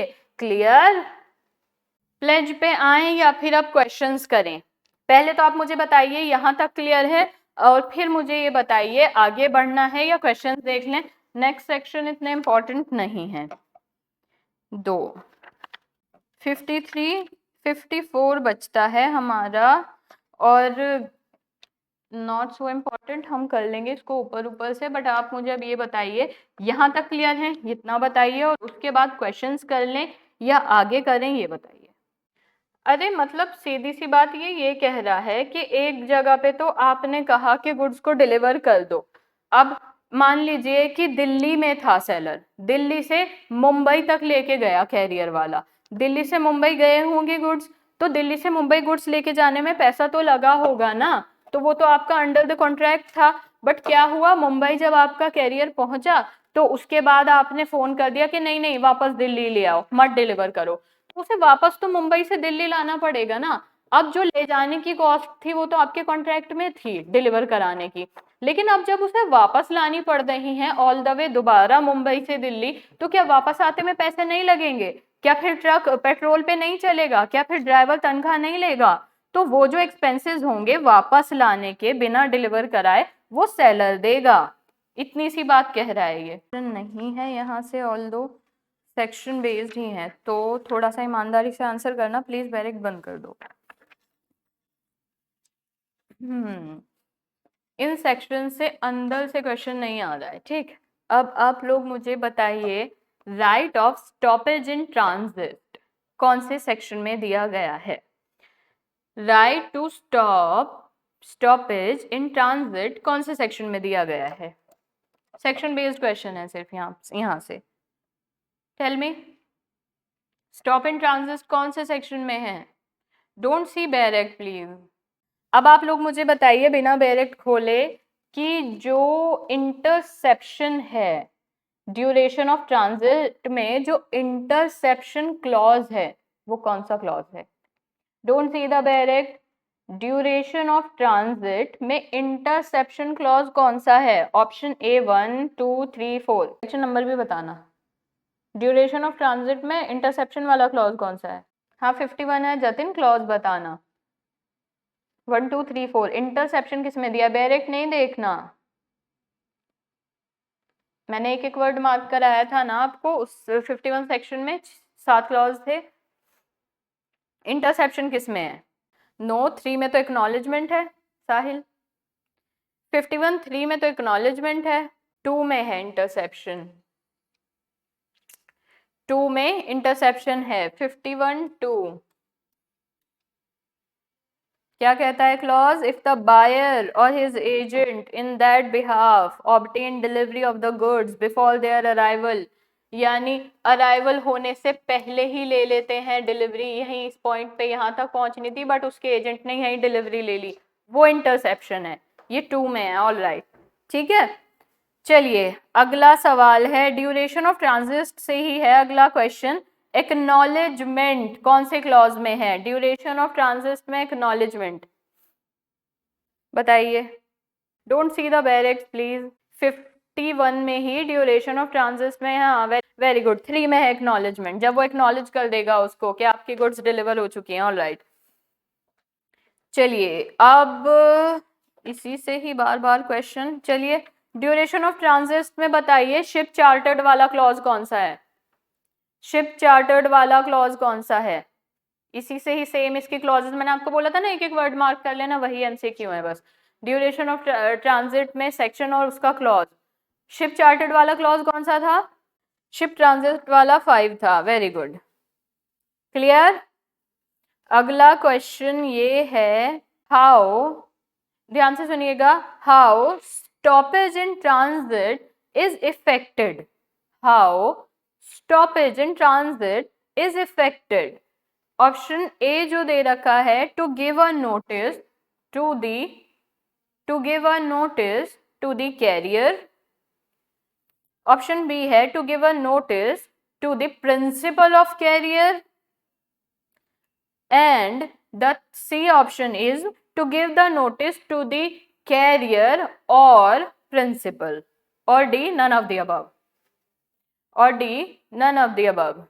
Option A to give the notice to the carrier, option B to give the notice to the principal, and option C is to give the notice either to carrier or principal. Option D none of. Next question is, how termination of lien, how termination of lien can be, how termination of lien can be known, कैसे पता लगेगा? पहला option ये है, when the price is paid, termination of the lien how to be known, पहला option ये है when the price is paid, option number B by waiver, option number C when the price is paid but the delivery is not complete, और option D A and B, option D A and B. Tell me कैसे होगा terminate? कि या तो price पे हो जाना चाहिए उसका, या वेव हो जाएगा, वेरी गुड, या तो प्राइस पे हो जाएगा या वेव ऑफ हो जाएगा, ठीक है जतिन तथागत। कुछ खास क्वेश्चन है नहीं इस जगह से। हाँ जी एक question, Sellers-Lien given in which section? Sellers-Lien given in which section? कौन से सेक्शन में दिया गया है Sellers-Lien?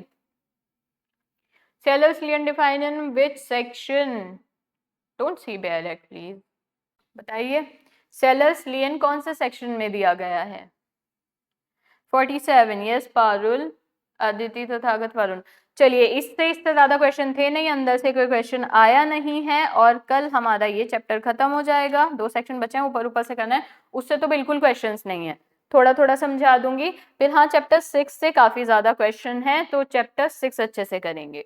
हार्डली 1 या 2 क्लास में आपका सोगा हो जाएगा, क्योंकि आपके सेक्शन 54 55 से तो क्वेश्चन बने ही नहीं है, सॉरी 53 54 से तो क्वेश्चन बने ही नहीं है। इंपॉर्टेंट चीज जो शुरू होगी वो सेक्शन 55 से शुरू होगी। अब आप मुझे बताइए यहाँ तक हम लोग क्लियर हैं, कोई दिक्कत तो नहीं है? और कौन कौन, ईमानदारी से बताना कौन कौन आंसर्स लिख रहा है। कल की क्लास के बाद मैं आपको 1-2 क्वेश्चन डिक्टेट करूंगी जिसका आप लोग आंसर लिखेंगे। आज रहने देते हैं इस चीज को। चलिए थैंक यू सो मच।